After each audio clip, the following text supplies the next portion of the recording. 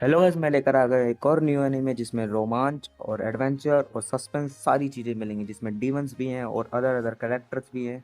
इस एनीमे में एक बच्चे के ऊपर सारी इंसानियत टिकी है। वो चाहे तो इंसानियत को ख़त्म भी कर सकता है, वो चाहे तो इंसानियत के साथ भी दे सकता है। और जिसने उसको पाला उसने ही इंसानियत को ख़त्म करा है। तो चलिए गाइस, फर्स्ट एपिसोड को स्टार्ट करते हैं बिना किसी देरी के। एपिसोड स्टार्ट होता है और हम एक छोटी सी लड़की को देखते हैं जिसका नाम एलिशिया होता है, जो कि अपने पापा के साथ एक गांव में रहती है। एलिशिया एक दिन अपने पापा से पूछती है एक मैप को देखकर कि जो हमारी कंट्री है अर्थिया, उसके आसपास सब चीज़ ब्लैक क्यों है, बाकी की कंट्री ब्लैक क्यों है। तभी उसके पापा कहते हैं कि ये चीज़ हमें भी नहीं पता है, लेकिन जो कॉन्टिनेंट है उसमें ऐसा क्या है किसी को नहीं पता। उन कॉन्टिनेंट में एक डार्क बीस्ट राज करते हैं, मतलब जो फोर लोट है, चार ऐसे बीस्ट राज करते हैं जो उनके एरिया में कोई भी जाता है तो उन्हें मार दिया जाता है। उसके बाद वो उसे बताते हैं कि हमारे कॉन्टिनेंट में एक पुरानी कहानी के हीरोज में से एक हीरो किंग ऑफ हिडन के वेपन से उन चारों बीस्ट को मार देगा। फिर इसके बाद इंसान इस पूरी दुनिया को जान सकेंगे। तब इसके बाद वो एलिशिया होती है, वो खुश होती है, वो कहती है कि मैं भी एक दिन एक बहुत ताकतवर बनूंगी और उन सारे बीस्ट को मार देंगे जिससे मैं इस पूरी दुनिया को देख सकूंगी। फिर उसके बाद कुछ टाइम बाद एलिशिया बड़ी हो जाती है और वो लोग बीस्ट को मारने के लिए जा रहे होते हैं। कौन से बीस्ट को? क्लेविटिस को मारने जा रहे होते हैं। और यहाँ पे और भी लोग होते हैं, यहाँ पे टोटल 12 हीरोज होते हैं जो कि लड़ने के लिए तैयार बैठे हैं, और इन सब के पास अलग अलग हथियार होते हैं। और ये हथियार भी उन्हें दिए जाते हैं जो इसके लायक होते हैं, जो डीमन से लड़ सके। फिर इसके बाद ये डार्क बीस्ट के एरिया में पहुँच जाते हैं और वहाँ पे भी डीमंस अटैक कर देते हैं इनके ऊपर। फिर इसके बाद ये लड़ने के लिए तैयार हो जाते हैं और ये उनको हराते भी चले जाते हैं, ये डीमंस को कैसे भी ना कैसे करके हरा देते हैं। लेकिन जैसे जैसे क्लेविटी इसके पास बढ़ रहे थे वैसे वैसे डीमंस और भी ज़्यादा खतरनाक होते जा रहे थे।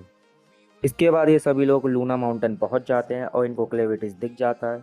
क्लेविटीज को देखने के बाद ये सभी लोग और भी ज़्यादा मोटिवेट हो जाते हैं और ये सभी लोग आगे बढ़ने लग जाते हैं, लेकिन पलक झपकाते ही क्लेविटीज इनके लीडर को ख़त्म कर देता है और वो भी बहुत बुरी तरह मारता है। और क्लेविटीज यहाँ पे सभी को बेरहमी से मारता है, यहाँ पे किसी को नहीं छोड़ता है वो। फिर इसके बाद एलिशिया नोटिस करती है कि ये सब पर शैडो से अटैक कर रहा है और सभी को जो बताने लग जाती है। उतनी ही देर में एलिशिया के ऊपर भी वो अटैक करने लग जाता है, लेकिन एलिशिया उसको डॉच कर देती है और एलिशिया उसके ऊपर अटैक करती है उसकी सींग पर। अब लेकिन उसकी सींग पर एक खरोच तक नहीं आती है, एक छोटा सा घाव होता है सिर्फ। और जो क्लेविटीज होता है वो नोटिस करता है कि पिछले 1000 सालों से आज तक मेरे इतना करीब कोई नहीं आया, इस लड़की के अंदर कोई ना कोई तो बात है, कुछ तो ताकत है। लेकिन वो अगले ही वक्त में उसको ख़त्म कर देता है, उस लड़की के भी कुछ कीथड़े उड़ा देता है, उस लड़की के हाथ पैर और सब कुछ काट देता है। फिर इसके बाद यहाँ पे क्लेविटी सोचने लग जाता है कि आखिर ये लोग यहाँ पे आए क्यों थे, मुझे मारने के लिए। फिर क्लेविटीज वहीं पहुँच जाता है उसी किंगडम में जहाँ से ये सभी लोग उसे मारने के लिए गए थे। और क्लेविटीज को ये चीज़ अच्छे से पता होती है कि किस किंगडम ने इसके ऊपर अटैक करवाया था। तभी यहाँ पे क्लेविटी सबके ऊपर अटैक कर देता है और उसको मारने के लिए किंगडम के सिपाही आ जाते हैं। लेकिन किंगडम के सिपाहियों के जो हथियार होते हैं वो उसके ऊपर काम नहीं करते हैं। और क्लेविटीज यहाँ पे सबको हराते हुए मारते हुए महल की तरफ आगे बढ़ जाता है और यहाँ पे राजा को भी एहसास हो चुका होता है कि हमारे हीरोज हार चुके हैं। और राजा फिर उसके बाद उस जगह को बंद करने के लिए जा रहा होता है जहाँ पे वो हथियार बनाए जाते हैं जिससे क्लेविटीज को हराया जा सकता है। और वो कहता है कि अभी ये हथियार इतने ज़्यादा ताकतवर नहीं हुए हैं, लेकिन आने वाले टाइम में ये चीज़ और ज़्यादा ताकतवर हो जाएगी, और अगर मैं इस चीज़ को सील नहीं करता हूँ तो बहुत बड़ी मुसीबत हो जाएगी। और इस हथियार को केवल रॉयल फैमिली वाले ही लोग बना सकते हैं। फिर उसके बाद क्लेविटी जैसे जैसे आगे बढ़ता जाता है तो वो नोटिस करता है कि इनके पास वो हथियार नहीं है जो उन हीरोज़ के पास है। तभी वो डिसाइड करता है कि मैं इस चीज़ को ख़त्म कर दूंगा इंसानों के ताकतवर होने से पहले। और इधर किंग उस जगह को सील कर देता है जहाँ पे वो हथियार बनाया जाता है। तब यहाँ पे क्लेविटीज आ जाता है और राजा से पूछता है कि अगर तुमने मेरे इस सवाल का जवाब सही से नहीं दिया तो मैं तुम्हें ख़त्म कर दूंगा। तभी राजा कहता है कि ठीक है, पूछो। फिर इसके बाद वो पूछता है कि ये इंसान किस तरीके की प्रजाति है और वो मुझे क्यों मारना चाहते हैं, आखिर मैंने उनका क्या बिगाड़ा है। तब यहाँ पे राजा कहता है कि मुझे इस चीज़ के बारे में नहीं पता, और क्लेविटीज बिना सोचे समझे उसकी गर्दन उड़ा देता है, उसको ख़त्म कर देता है। और जैसे ही क्लेविटीज यहाँ से जाने लग जाता है तो उसे एक बच्चे की रोने की आवाज़ आती है और उस बच्चे की माँ कहती है कि मैं मरने वाली हूँ, प्लीज़ इस बच्चे को बचा लो। फिर यहाँ पे क्लेविटीज कहता है कि वैसे भी इस पूरी दुनिया को मैं ख़त्म करने वाला हूँ, मैंने डिसाइड कर लिया है कि इस दुनिया में कोई भी इंसान जीवित नहीं रहेगा, क्योंकि कोई भी रहा तो वो मुझे मारने की कोशिश ज़रूर करेगा। और मैं नहीं चाहता कि ये ज़िंदा रहे, क्योंकि ये ज़िंदा रहेगा एक दिन ऐसा टाइम आएगा कि ये मेरे ही विरुद्ध हो जाएगा। फिर उसकी माँ कहती कि ये अभी पैदा हुआ है, इसका कोई लेना देना नहीं इन इंसानों से, प्लीज़ इसको बचा लो। फिर इसके बाद क्लेविटिस कहता है कि ऐसा कैसे मान लूँ कि ये मेरे खिलाफ नहीं होगा। तो इसकी माँ कहती है कि ये चीज़ मैं भी साबित नहीं कर सकती, लेकिन मेरा बेटा ज़रूर एक दिन अपनी वर्दीनेस को साबित करेगा। फिर इसके बाद उसकी माँ मर जाती है। फिर इसके बाद क्लेविटिस डिसाइड कर लेता है कि ठीक है, मैं इस बच्चे को ज़रूर बचाऊंगा, और वो उस बच्चे को अपने साथ लेके चला जाता है।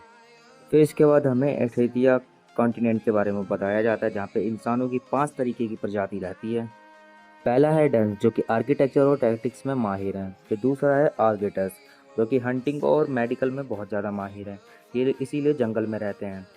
और तीसरे हैं सेलेडेंस, ये लोग पानी के अंदर रहते हैं, इसी कारण से इनके अंदर तैरने की बहुत ज़्यादा स्किल है, और ये लोग कभी किसी और प्रजाति से मिलना ही नहीं चाहते हैं।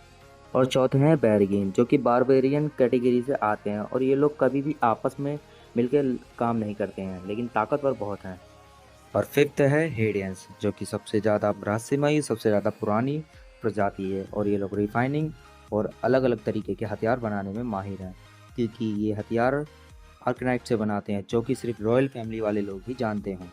उसके बाद क्लेविटीज यहाँ पे लूना माउंटेन पहुँच जाता है, और वो इस बच्चे को स्ट्रेंथ देने के अलावा कुछ नहीं कर पा रहा होता है।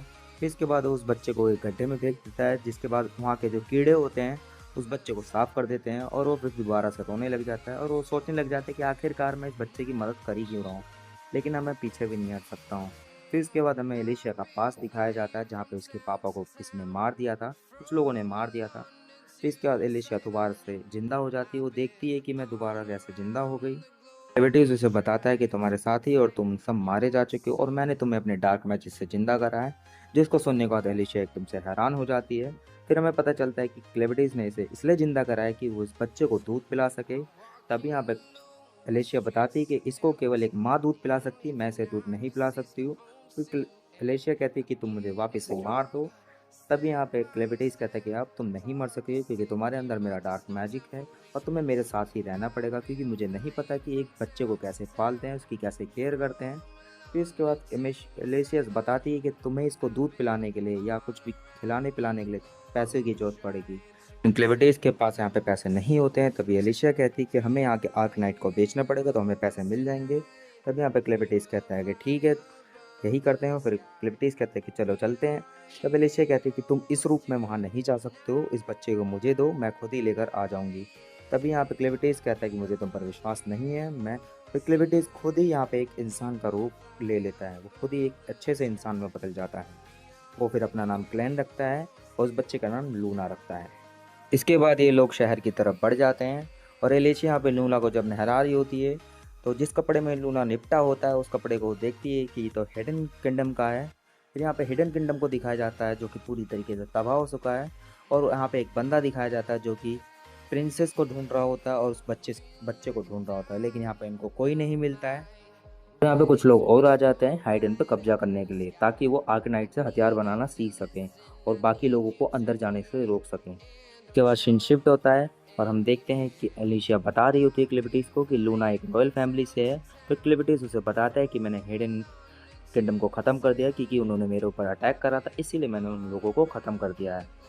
फिर यहाँ पे क्लिविटीज ये चीज़ जैसे ही जानता है, वो और भी ज़्यादा एक्साइटेड हो जाता है, और वो डिसाइड करता है कि मैं इसको एक राजा बनाऊंगा और पूरी दुनिया पर शैडो से राज करूंगा, और ये बच्चा डिसाइड करेगा कि इंसानियत को बचाएगा या ख़त्म करेगा या उनका साथ देगा।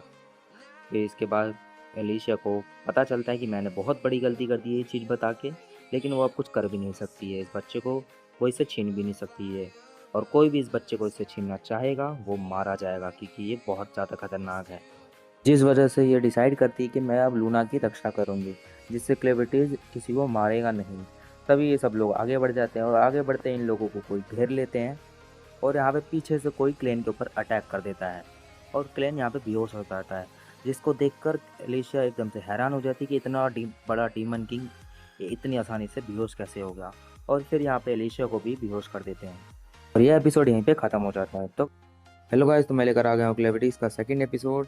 तो चलिए गाइस, बिना किसी देरी के शुरू करते हैं। जैसे कि लास्ट एपिसोड में देखा कि क्लैन को हिट करते हैं तो बेहोश हो जाता है, और एलिशिया को भी पकड़ लिया जाता है। तो यहाँ पे एपिसोड यहीं से स्टार्ट होता है, और हमें दिखाया जाता है कि एलिशिया को होश आता है, और फिर क्लैन उससे कहता है कि चलो तुम्हें होश तो आया। इसके बाद क्लैन उससे कहता है कि हम लोग तो पकड़े गए। फिर एलिशिया कहती है कि हम पकड़े गए, अरे तुमने कुछ करा क्यों नहीं आखिरकार, तुम चाहते थे इन सबको मार सकते हो। तभी क्लैन कहता है कि मैंने इसलिए नहीं करा क्योंकि मैं अभी लूना को किंग बनते हुए देखना चाहता हूँ। जब तक वो किंग नहीं बन जाएगा तब तक मैं अपनी असली ताकत नहीं दिखाऊंगा, मतलब अपनी असली चीज़ नहीं दिखाऊंगा। फिर क्या, फिर एलिशिया कहती कि यार तुम अगर जब ह्यूमन बॉडी में कन्वर्ट होते हो तो क्या कमज़ोर हो जाती है तुम्हारी शक्तियाँ। तब क्लैन कहता है कि नहीं, ह्यूमन बॉडी में कन्वर्ट होने के बाद ह्यूमन बॉडी ही कमज़ोर है, इसलिए मैं बेहोश हुआ। फिर इसके बाद क्लैन कहता है कि चलो ये बताओ कि आखिरकार ये लोग हैं कौन, मैं इंसानियत को करीब से जानना चाहता हूँ, बताओ ये लोग हैं कौन। फिर एलिशिया बताते हैं कि ये लोग लुटेरे हैं और ये हमें पकड़ के हमसे अपना काम करवाएंगे, यही सारी चीज़ें करवाते हैं। गलत लोग हैं ये, बहुत ही ज़्यादा बुरे लोग हैं और इनको देखकर तुम इंसानियत को नहीं जान सकते हो, इनके अंदर इंसानियत नाम की कोई चीज़ नहीं है। तभी इसके बाद ये लोग वहाँ पे पहुँच जाते हैं इनके अड्डे पर। फिर यहाँ पे कोई बंदा भाग रहा होता है, तभी ये जो लुटेरे होते हैं उसमें से एक कोई आदमी चाकू फेंक के मार देता है, जिसके कारण वो बंदा वहीं पर ख़त्म हो जाता है। ये मतलब लोगों को दिखा रहे होते हैं कि अगर कोई भागने की कोशिश करेगा तो उसके साथ भी यही होगा। इसके बाद वो लोग एलिशिया को अपने साथ ले जाते हैं और क्लैन को एक लड़की बुला लेती है। जब वो लड़की क्लैन के हाथ में एक बच्चा देखती है तो वो अपनी नौकरानी को बुलाती है, लैना को, और वो कहती है कि तुम इस बच्चे को संभालो और इसको दूध पिलाओ। और इधर दूसरी तरफ वो बंदे एलिशिया को अपने दोस्त के पास, ब्रोको के पास लेकर चले जाते हैं। ब्रोको कहता है कि तुम लोग मुझे बॉस बुलाया करो, लेकिन वो कहते हैं कि नहीं, तुम हमारे बॉस नहीं हो, हमारा बॉस जैक है जो कि अभी यहाँ पे नहीं है। और ये लोग नहीं मान रहे होते हैं। तभी ब्रोको अपने गुलाम पेटी को उनको डराने के लिए कहता है और वो लोग डर भी जाते हैं। फिर यहाँ पे ब्रोको कहता है कि चलो काम की बात कर लेते हैं। इसके बाद वो बंदा एलिशिया से कहता है कि ये आर्केनाइट्स तुम लूना माउंटेन से लाइए, जो कि क्लेविटीज का एरिया है, और मैंने सुना है किंग ऑफ हेडान ने वहाँ पे 13 हीरोज़ को भेजा था उसे मारने के लिए, जिसमें से एक लड़की भी थी, लेकिन वो सब मिलकर उसे नहीं मार पाते हैं। तुमने मेरे बेटी को देखा तो तुम बिल्कुल शांत रही, इसका मतलब तुम भी एक हीरो ही हो। और क्लेविटीज ने किंगडम को ख़त्म करके हमारा ही फ़ायदा करा, हम रेबल्स के लिए बहुत ज़्यादा फ़ायदा है। फिर इसके बाद वो बंदा एक ब्लेड दिखाने जा लगता है, जिसमें वही आर्कनाइट्स का एक टुकड़ा लगा होता है, जो कि हीरोज़ के वेपन जैसा ही दिख रहा था। लेकिन इसके बाद वो बंदा कहता है कि ये वेपन असल में फेक है, क्योंकि हेडान के रॉयल फैमिली वाले ही उस वेपन को बना सकते हैं, लेकिन मैं फेक वेपन बेचकर भी बहुत सारा पैसा कमा सकता हूँ। लेकिन उससे ज़्यादा पैसा कमाने के लिए मुझे वो वेपन चाहिए, या तो मैं ये किंग से जाके ले लूँ वो वेपन, या तो दूसरा तरीका ये कि तुम लोग जहाँ मरे हो वहाँ से मैं उस वेपन को लेकर आऊँ। फिर वो बंदा उससे पूछने लग जाता है एलिशिया से कि तुम्हारा वेपन कहाँ है। फिर वो नहीं बता रही होती है। फिर वो अपने बंदों से कहता है कि इससे इंफॉर्मेशन निकलवाओ, और वो बंदे खुशी खुशी वहाँ से चले जाते हैं। तब हम इसके बाद देखते हैं अपने डार्क किंग को, जो कि वेटरों वाला काम कर रहा होता है यहाँ पे, और सभी लोग क्लैन को बुला रहे होते हैं, और वो प्यार से और शांति से सबको सर्व भी कर रहा होता है। और वो इसलिए किसी को कुछ नहीं बोल रहा है क्योंकि यहाँ पे लूना को दूध मिल चुका है, जिससे उसको शांति मिल गई है। लेकिन जो मालकिन होती है इनकी, उसको थोड़ा शक होता है कि इसकी सींग तो है, ये भली ऑर्गन जैसा है, लेकिन इसकी आंखें, इसका कलर उनसे मैच नहीं खाता है। उसको थोड़ा शक होने लग जाता है। तभी यहाँ पे नैल को दो बंदे गिरा देते हैं जानबूझ के, और वो दोनों इसको बाहर लेके चले जाते हैं इसको सजा देने के लिए, और वो दोनों बंदे इसको मारते हैं। और ये चीज़ देख के क्लैन को अच्छा नहीं लगता, और क्लैन उन दोनों को अपनी शैडो की मदद से ख़त्म कर देता है। इसके बाद क्लैन लूना को उस नैल को दे देता है दूध पिलाने के लिए, और उसके बारे में जानने की कोशिश करता है कि ये लूना की वेंटर बनने लायक है या नहीं। इसके बाद नैल अपने बारे में बताना शुरू करती कि मैं यहीं पे पैदा हुई हूँ और इन्हीं गुंडों के बीच में रहती हूँ मैं, और मेरी माँ के साथ भी इन्होंने ऐसी ही हरकतें करी, इनको भी मारते थे, पीटते थे, अत्याचार करते थे। लेकिन एक दिन मेरी माँ गायब हो गई, मुझे नहीं पता मेरी माँ मर गई या जिंदा है या भाग गई, बिल्कुल भी नहीं पता। वो हमेशा से मुझे ही बचाना चाहती थी, लेकिन मेरी माँ के जाने के बाद ये लोग मेरे साथ भी वही चीज़ें करने लगे। तभी बार टेंडर ने, जो बार की मालकिन है, उन्होंने मुझे काम वाम दिया, नौकरानी बन गई मैं उनकी, और लोग जब आते हैं उनके बच्चों को दूध पिलाती हूँ, मेरा अब यही काम है। तब यहाँ पे क्लैन कहती कि मैंने तो सुना है कि एक दूध तो केवल एक माँ पिला सकती है, तुम्हारा बच्चा कहाँ पे है। तभी नल कहती कि मेरा बच्चा पैदा हुआ था लेकिन वो मर गया था, जिसके बाद मैं पूरी तरीके से टूट गई थी और मैं मरना चाहती थी। लेकिन तभी एक बच्चा मेरा दूध आके पीने लग गया, तो मुझे थोड़ा जीने का राह मिला कि हाँ, मैं दूसरों के बच्चे को दूध पिला सकती हूँ और मेरा अब यही काम है। तभी क्लैन समझ जाता है कि ये नेल बहुत अच्छी है, इसके अंदर इंसानियत भरी हुई है, और ये समझ जाता है कि ये लूना की वेंटर बनने के लिए लायक है, और वो उसको कहता है कि तुम मेरे साथ चलो लेकिन यहाँ पे नेल मना कर देती है, कहती है कि अगर मैं तुम्हारे साथ चली जाऊंगी तो यहाँ के बच्चों को दूध कौन पिलाएगा। इसके बाद हम एलिशिया को देखते हैं। कुछ गंडे एलिशिया को कहीं लेके जा रहे होते हैं और एलिशिया को एहसास हो जाता है कि ये आर्कनाइट की पुरानी माइन है जो कि बंद हो चुकी है। तभी एलिशिया नोटिस करती है कि ये लोग किसी एक नौकर को बोल रहे हैं कि तुम वहाँ से अंदर से एक आर्कनाइट की तलवार है उसको बाहर निकाल के लेकर आओ, हम तुम्हें आज़ाद कर देंगे। जिसको सुनने के बाद वो बंदा अंदर कूद जाता है, लेकिन अंदर पानी के बीस्ट जो होते हैं वो उसे खा जाते हैं, क्योंकि उन बीस्ट को कोई हीरो भी आज तक नहीं हरा पाया था। तभी एलिशिया बोलती है आरवेंसिस बीस्ट है, पानी के सबसे खतरनाक मॉन्स्टर जो कि 300 साल पहले यहाँ पर बहकर आ गए थे किसी बाढ़ के कारण। और उस वक्त का सबसे पावरफुल हीरो डॉग वॉर भी अपनी तलवार की मदद से इसे नहीं हरा पाया था।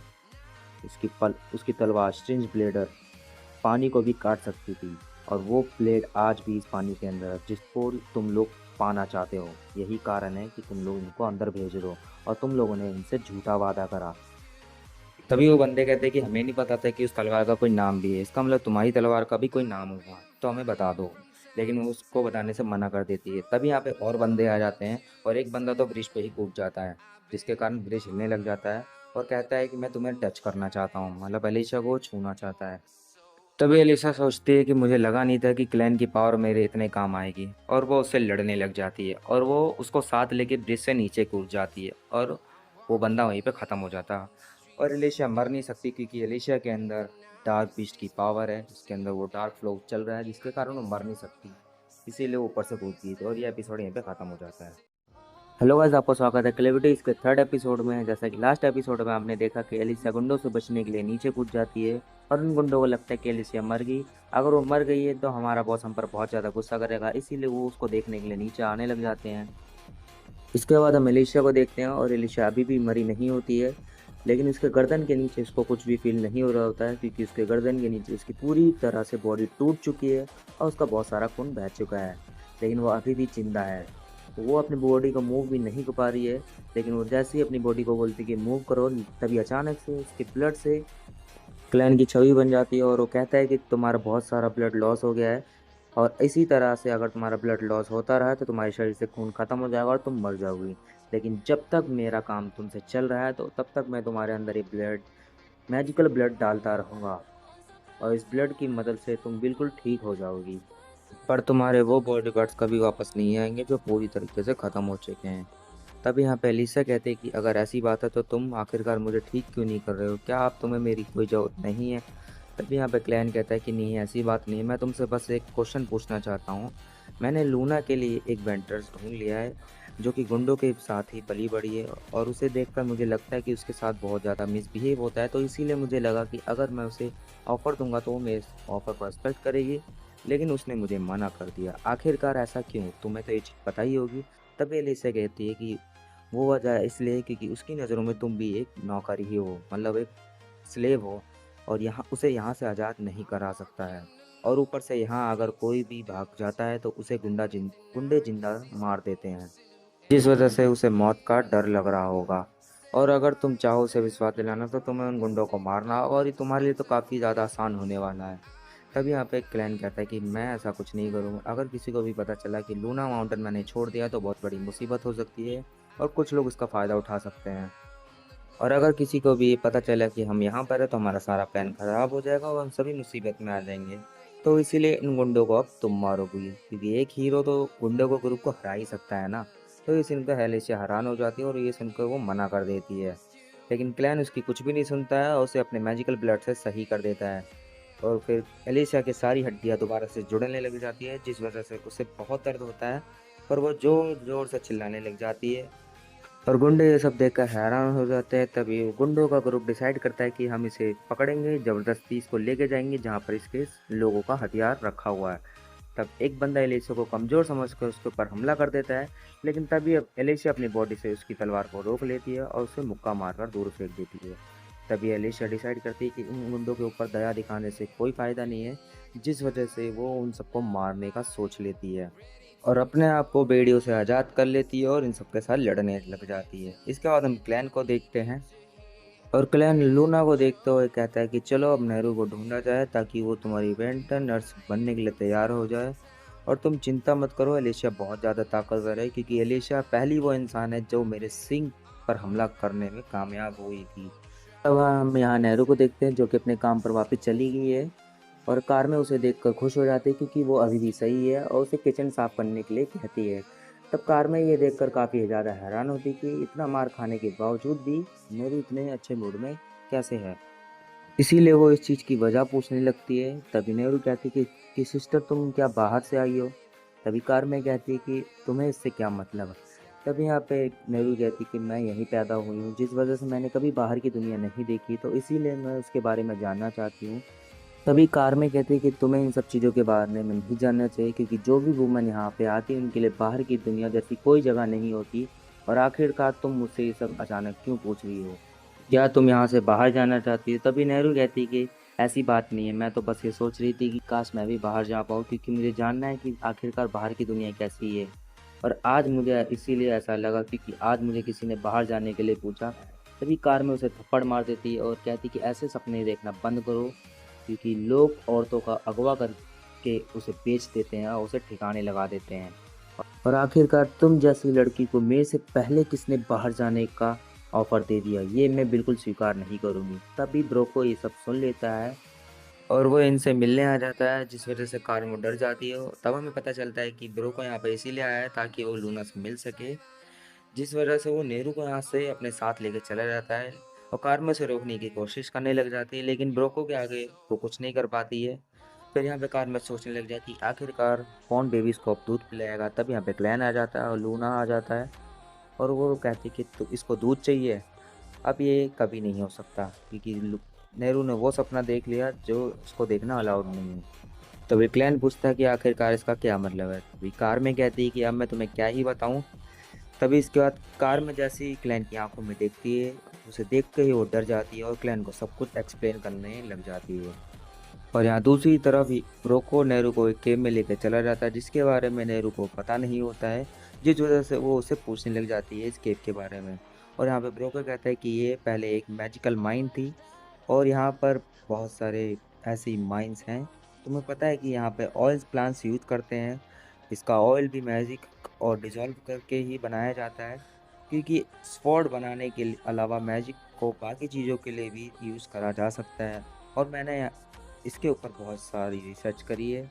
तब वहाँ नेहरू को उसकी किसी की हड्डियाँ दिखाई देती है और वो अचानक से अंधेरे में हो जाती है, जिस वजह से नेहरू डरने लग जाती है और चिल्लाने लग जाती है और ब्रोको को कहती है कि लैंप जलाओ। और जैसे ही ब्रोको लैंप जलाता है तो नेहरू के पीछे पैटी खड़ी होती है और ब्रोको कहता है कि तुम्हें पता है कि जो मैंने रिसर्च की है, मैंने उससे मैजिक और पाउडर को बहुत से अलग अलग लिक्विड के साथ मिलाया है, जिस वजह से मैं डीमंस को कंट्रोल कर सकता हूँ। और ऊपर से आज तुमने हमें धोखा दिया, तुमने भागने का चाहा यहाँ से, तो इसीलिए तुम्हें पैटी का डिनर बनना पड़ेगा। तभी नेहरू वहाँ से भागने लग जाती है, लेकिन पैटी उसे खाने के लिए हमला कर देती है और वो सोचने लग जाती है काश मैंने उसका हाथ पकड़ लिया होता तो आज मैं यहाँ पर नहीं होती, मैं बच पाती। तभी वहाँ पे लूना दिखाई देता है और जिस वजह से वो उससे माफ़ी मांगती कि वो अब तुम्हें दूध नहीं पिला पाएगी और पैटी उसे खा जाती है, जिस वजह से रोना रोने लग जाता है। तब यहाँ पे क्लैन कहता है कि रोना रो मत, शिकार बनना और शिकार करना दोनों एनिमल्स और ह्यूमंस का नेचर है और हम डेमंस बिल्कुल ऐसे ही हैं और यही रूल है, जिस वजह से हम नेहरू को मरना नहीं रोक पाए। पर मुझे ये नहीं समझ आ रहा है कि ये डीमन आखिरकार इस इंसान की बात क्यों मान रहा है, ये रूल के अगेंस्ट है। तभी ब्रोको पैटी को कहता है कि क्लैन को खा जाओ, लेकिन पैटी जैसे ही क्लैन को देखती है तो पैटी बहुत ज़्यादा डर जाती है, जिस वजह से वो उल्टी कर देती है और नेहरू उसके मुंह से बाहर आ जाती है। और क्लैन लूना और नेहरू को दोनों को बाहर भेज देता है कि ताकि लूना नेहरू के साथ आखिरी समय में उसके साथ कुछ वक्त बिता सके और उसे अच्छा लगे। और यहाँ पे ब्रोको पैटी को शांत करने में लगा होता है और वो ध्यान देता है कि नेहरू और बच्चा दोनों गायब है, जिस वजह से लगता है कि क्लैन एक मैजिशियन है, लेकिन क्लैन को मैजिक के बारे में कुछ नहीं पता होता है, क्योंकि गैस ये टर्म इस दुनिया के लिए अभी बहुत ज़्यादा नया है, जिसके बारे में कुछ ही लोग जानते हैं। फिर यहाँ पे ब्रोको कहता है कि अगर तुम्हें मैजिक के बारे में जानना है तो चलो मैं तुम्हें मैजिक के बेसिक के बारे में बताता हूँ। तभी वो ब्रोको बताता है कि ये जो मेरे पास ये लिक्विड है, इसके अंदर मैजिकर्स और कुछ जड़ी बूटियाँ और कुछ पैरासाइट फ्लाइट के बच्चे हैं, जिस वजह से मैं किसी भी सोचने वाली एबिलिटीज़ को कम कर सकता हूँ और उन्हें कंट्रोल भी कर सकता हूँ। लेकिन फ़िलहाल अभी मैं सिर्फ फीमेल ट्रोल को ही कंट्रोल कर पाता हूँ, पर एक दिन ऐसा होगा कि मैं डीमंस को भी कंट्रोल कर पाऊँगा और यही मेरा मैजिक है। तभी वो उस आग के अंदर उसे मिला देता है और कुछ चीज़ जिस वजह से वहाँ पे बहुत सारे धुएँ बनने लग जाते हैं लाल कलर के, और जिस वजह से पैटी फिर से ब्रोको के कंट्रोल में आ जाती है और क्लैन के ऊपर हमला कर देती है। और यहाँ पे क्लैन सोचने लग जाता है कि आखिरकार एलिशिया ने मुझे इस मैजिक के बारे में क्यों नहीं बताया। और यहाँ पे फिर हम एलिशिया को देखते हैं जो कि लड़ रही होती है सबसे। तभी हमें एलिशिया का बचपन दिखाया जाता है जहाँ पे वो तलवारबाजी सीख रही होती है अपने पापा से, और अपने पापा से पूछती कि आखिरकार वो एक ताकतवर तलवारबाज कैसे बने। तभी उसके पापा कहते हैं कि अगर तुम्हें ताकतवर तलवारबाज बनना है तो तुम्हें कभी भी हेजिटेट नहीं करना है, क्योंकि अगर तुम कभी भी अपने अपोनेंट को मारने में हेजिटेट करोगी तो फिर ये तुम्हारे लिए कमज़ोरी होगी, जिससे तुम्हारी तलवार की स्पीड और तुम्हारी पावर कम हो जाएगी, जिस वजह से तुम्हें कभी भी तुम सामने वाले को नहीं मार पाओगी। तो इसीलिए अगर तुम अपने दुश्मनों को मारना है तो तुम्हें बिना डरे आगे बढ़ना होगा। और तभी हम प्रेजेंट टाइम में वापस आते हैं। तब यहाँ गुंडों को एहसास हो जाता है कि एलिसिया कितनी ज़्यादा ताकतवर है। तभी एक गुंडा उसकी तलवार को तोड़ देता है, जिस वजह से एलिसिया को एहसास होता है कि मैं इनसे अकेले तो नहीं लड़ सकती हूँ, मुझे एक ताकतवर तलवार चाहिए होगी। और वो डिसाइड करती है कि मुझे उस हीरो की तलवार चाहिए, और वो उस लेक की तरफ भागने लग जाती है और उसके पीछे सारे गुंडे पीछे पड़ जाते हैं। और जैसे ही ये लेक के पास पहुंचती है तो वो सोचने लग जाती है कि इस लेक में पिछले 300 सालों में कोई भी जिंदा वापस नहीं आया है, जिस वजह से गुंडों को लगता है कि एलिसिया उसके अंदर छलांग नहीं मारेगी। तब एलिसिया को एक एक्स मिलता है, उठाकर थोड़ी ऊंचाई पर जाती है। तभी वो सारी रस्सियाँ काट देती है और सभी लोग घिर जाते हैं और उसे पकड़ने के लिए लकड़ी की प्लेटफॉर्म पर चढ़ने लग जाते हैं। तभी एलिशिया एक और रस्सी काट देती है, जिसकी वजह से सभी लोग नीचे गिर जाते हैं और बहुत सारे गुंडे पानी में गिर जाते हैं, जिस वजह से उनको मॉन्स्टर खाने लग जाते हैं। और तभी गुंडे नोटिस करते हैं कि एलिशिया यहाँ से गायब हो चुकी है, और हम देखते हैं कि एलिशिया एक बैरल में बैठ के पानी की गहराई में जाने लग जाती है और सोचने लग जाती है कि मेरे पास अभी बहुत ज़्यादा बड़ा एडवांटेज है, क्योंकि मुझे सफोकेशन नहीं होगी और मैंने बहुत सारा ऑक्सीजन इनहेल कर लिया है। और हम देखते हैं कि एक बहुत बड़ा मॉन्स्टर उसका इंतज़ार कर रहा है अंदर, जिसके बारे में उसे बिल्कुल भी नहीं पता है। और यह एपिसोड यहीं पे ख़त्म हो जाता है। हेलो गाइस, आपका स्वागत है क्लेविटीज़ के 4th एपिसोड में। जैसे कि लास्ट एपिसोड में आपने देखा कि एली से एक बैरल में बैठ के पानी के अंदर कूद जाती है। एपिसोड यहीं से स्टार्ट होता है। एली से उसी बैरल में होती है और वो पानी की गहराइयों में जाते ही चली जाती है, और उसे बहुत ज़्यादा दर्द भी हो रहा होता है। और वो कहती है कि मेरा दिमाग भी धीरे धीरे सुन्न हो रहा है और ऊपर से मुझे कुछ दिखाई भी नहीं दे रहा है। चाहे मेरा दिमाग जानता हो कि मैं मरने वाली नहीं हूँ, पर मेरी बॉडी पूरी तरीके से दर्द कर रही है। यह सब कुछ उसको सहना पड़ रहा है। मैं उस तलवार तक पहुंच सकूं। और वो इसी सोच से आगे बढ़ी जा रही थी। तभी एलिसी एक जगह पर टकराती है, उसे लगता है कि मैं पहुंच चुकी हूँ, और वो उस बैरल से बाहर निकलती है और उसे वो तलवार दिखती है। और जैसे ही वो तलवार लेने के पास करीब पहुंचती है, तभी एक मॉन्स्टर अपनी आँख खोल देता है और एलिसा को यह एहसास हो जाता है कि मैं अभी तक एक मॉन्स्टर के ऊपर ही थी। इसके बाद एलिसा फिर भी उस तलवार को लेने के लिए आगे बढ़ जाती है, क्योंकि अगर एक बार इसको वो तलवार मिल गई तो इसकी फिजिकल स्ट्रेंथ में बूस्ट आ जाएगा, जिससे वो वहाँ से निकल सकती है। इसीलिए एलिशा और भी जल्दी जल्दी कोशिश करने लग जाती है इस तलवार को पाने के लिए। तभी वो मॉन्स्टर तलवार के साथ साथ एलिशा को भी अपने मुंह के अंदर खींच लेता है, और एलिशा को अपने पापा की बात याद आती है कि तुम्हारी बाजुएं एक आदमी की बाजुओं से भले कमज़ोर क्यों ना हो, लेकिन तुम्हारे अंदर स्ट्रेंथ बहुत है और तुम उनसे बेहतर तलवार की स्ट्रेंथ को बाहर ला सकती हो, इसीलिए तुम एक अच्छी हीरो बनोगी। तभी एलिशा उस तलवार की पावर का यूज़ करती है और उस मॉन्स्टर के मुंह से आज़ाद होकर उस तलवार की मदद से ऊपर आने की कोशिश करने लग जाती है। तभी एलिशिया बताती कि पानी ने इस तलवार की पावर को और भी ज़्यादा स्ट्रॉन्ग बना दिया है, और वो कहने लग जाती कि उस हीरो का हारना इसलिए तय हुआ क्योंकि ये मॉन्स्टर यहाँ पे रह रहा है। ये मॉन्स्टर इतना बड़ा है कि कोई भी देखकर इसे कहे इसको विश्वास ही नहीं होगा कि ये इस दुनिया का है। फिर वो कहती कि मैंने सुना है कि डार्क बीस्ट 10,000 सालों से भी ज़्यादा जिंदा रह सकते हैं, और वो काफ़ी टाइम तक सोते रहते हैं, जिस वजह से उन्हें कोई देख नहीं सकता। तो इसका मतलब ये मॉन्स्टर भी यहाँ पे सो रहा था, और गलती से किसी ने माइनिंग करते हुए इस मॉन्स्टर को उठा दिया, जिस वजह से उस हीरो की मौत हो गई। और उस हीरो को भी नहीं पता था कि आखिरकार वो किसके खिलाफ लड़ रहा है, जिस वजह से वो हार गया। फिर एलेसिया कहने लग जाती कि मैं भी बिना ऑक्सीजन के नहीं लड़ सकती हूँ, मुझे जल्द से जल्द ऊपर निकलना होगा। तभी एलेसिया अपनी तलवार की पावर को यूज़ करती है और वो आगे बढ़ने लग जाती है, और ऊपर से आने वाले मॉन्स्टर उसे रोकने की कोशिश करते हैं, लेकिन वो उन्हें भी मार देती है। तभी वो एलेसिया ऊपर पहुँच जाती है। और वो बड़ा वाला मॉन्स्टर भी एलिसिया के पीछे पीछे बाहर आ जाता है, जिसको देखकर सभी लोग यहाँ पर डरने लग जाते हैं और वो मॉन्स्टर सब पर हमला करने लग जाता है। तभी एलिसिया उस मॉन्स्टर पर अटैक करती है, उसे काटने लग जाती है, लेकिन उसे एहसास होता है कि वो इसे अकेले मॉन्स्टर को नहीं मार सकती है, जिस वजह से वो यहाँ से भागने का डिसाइड करती है। तभी वहाँ पर जो गुंडे होते हैं वो एलिसिया से मदद मांगने लगते हैं और उसे हीरो का फ़र्ज़ पूरा करने के लिए कहते हैं। तभी एलिसिया कहते हैं कि तुम्हें लगता है इतना सब कुछ करने के बाद एक हीरो से मदद मांग सकते हो? वैसे भी मैं एक मामूली हीरो नहीं हूँ, मैं इस टाइम पर एक ऐसे चीज़ की स्लेव हूँ जो इस मॉन्स्टर से कई ज़्यादा गुना खतरनाक है। तभी एलिसिया वहाँ से भाग जाती है और वो मॉन्स्टर बचे हुए गुंडों को खा जाता है। इसके बाद एलिशिया ऊपर चढ़ जाती है और वो मॉन्स्टर्स को देख के कहती है कि इन मॉन्स्टर को सिर्फ पानी चाहिए, इसीलिए ये सभी मॉन्स्टर बाहर नहीं आएंगे। तभी वो कहती है कि क्लैन चाहता था कि मैंने इन गुंडों को मार डालूं और शायद अब ये पूरा हो चुका है, और वैसे भी जब तक ये मॉन्स्टर यहाँ पर है यहाँ पे कोई भी रहने की गलती नहीं करेगा। और यहाँ पे क्लैन को भी एहसास हो जाता है कि एलिशिया ने अपना काम पूरा कर लिया है। तभी यहाँ पे एलिशिया को क्लैन की आवाज़ आने लग जाती है उसके ब्लड के अंदर से, और क्लैन यहाँ पे बताता है कि तुम्हारे अंदर जो ब्लड है उससे मुझे पता चल चुका है कि तुमने अपना काम पूरा कर लिया है। लगता है ये काम बहुत ज़्यादा मुश्किल था। तभी एलिशिया कह रहे हैं कि तुम क्या मजाक कर रहे हो, तुम्हें नहीं पता था कि मैं किससे लड़ रही हूँ? इसके बाद एलिशिया कहती है कि आखिरकार तुमने मेरी मदद क्यों नहीं करी? तभी क्लैन कहता है कि मुझे माफ़ करना, मैं खुद ही यहाँ प्रॉब्लम में फंसा हूँ। तभी एलिशिया कहती है आखिरकार डार्क बीस्ट के लॉर्ड को कैसी प्रॉब्लम हो सकती है? तभी यहाँ पे क्लैन कहता है कि मैं इस टाइम ह्यूमन फॉर्म में हूँ और मेरे सामने एक ऐसी टेक्निक आ गई है जिसके बारे में मुझे कुछ पता नहीं है, और ऊपर से तुमने भी मुझे इस मैजिक के बारे में कुछ नहीं बताया।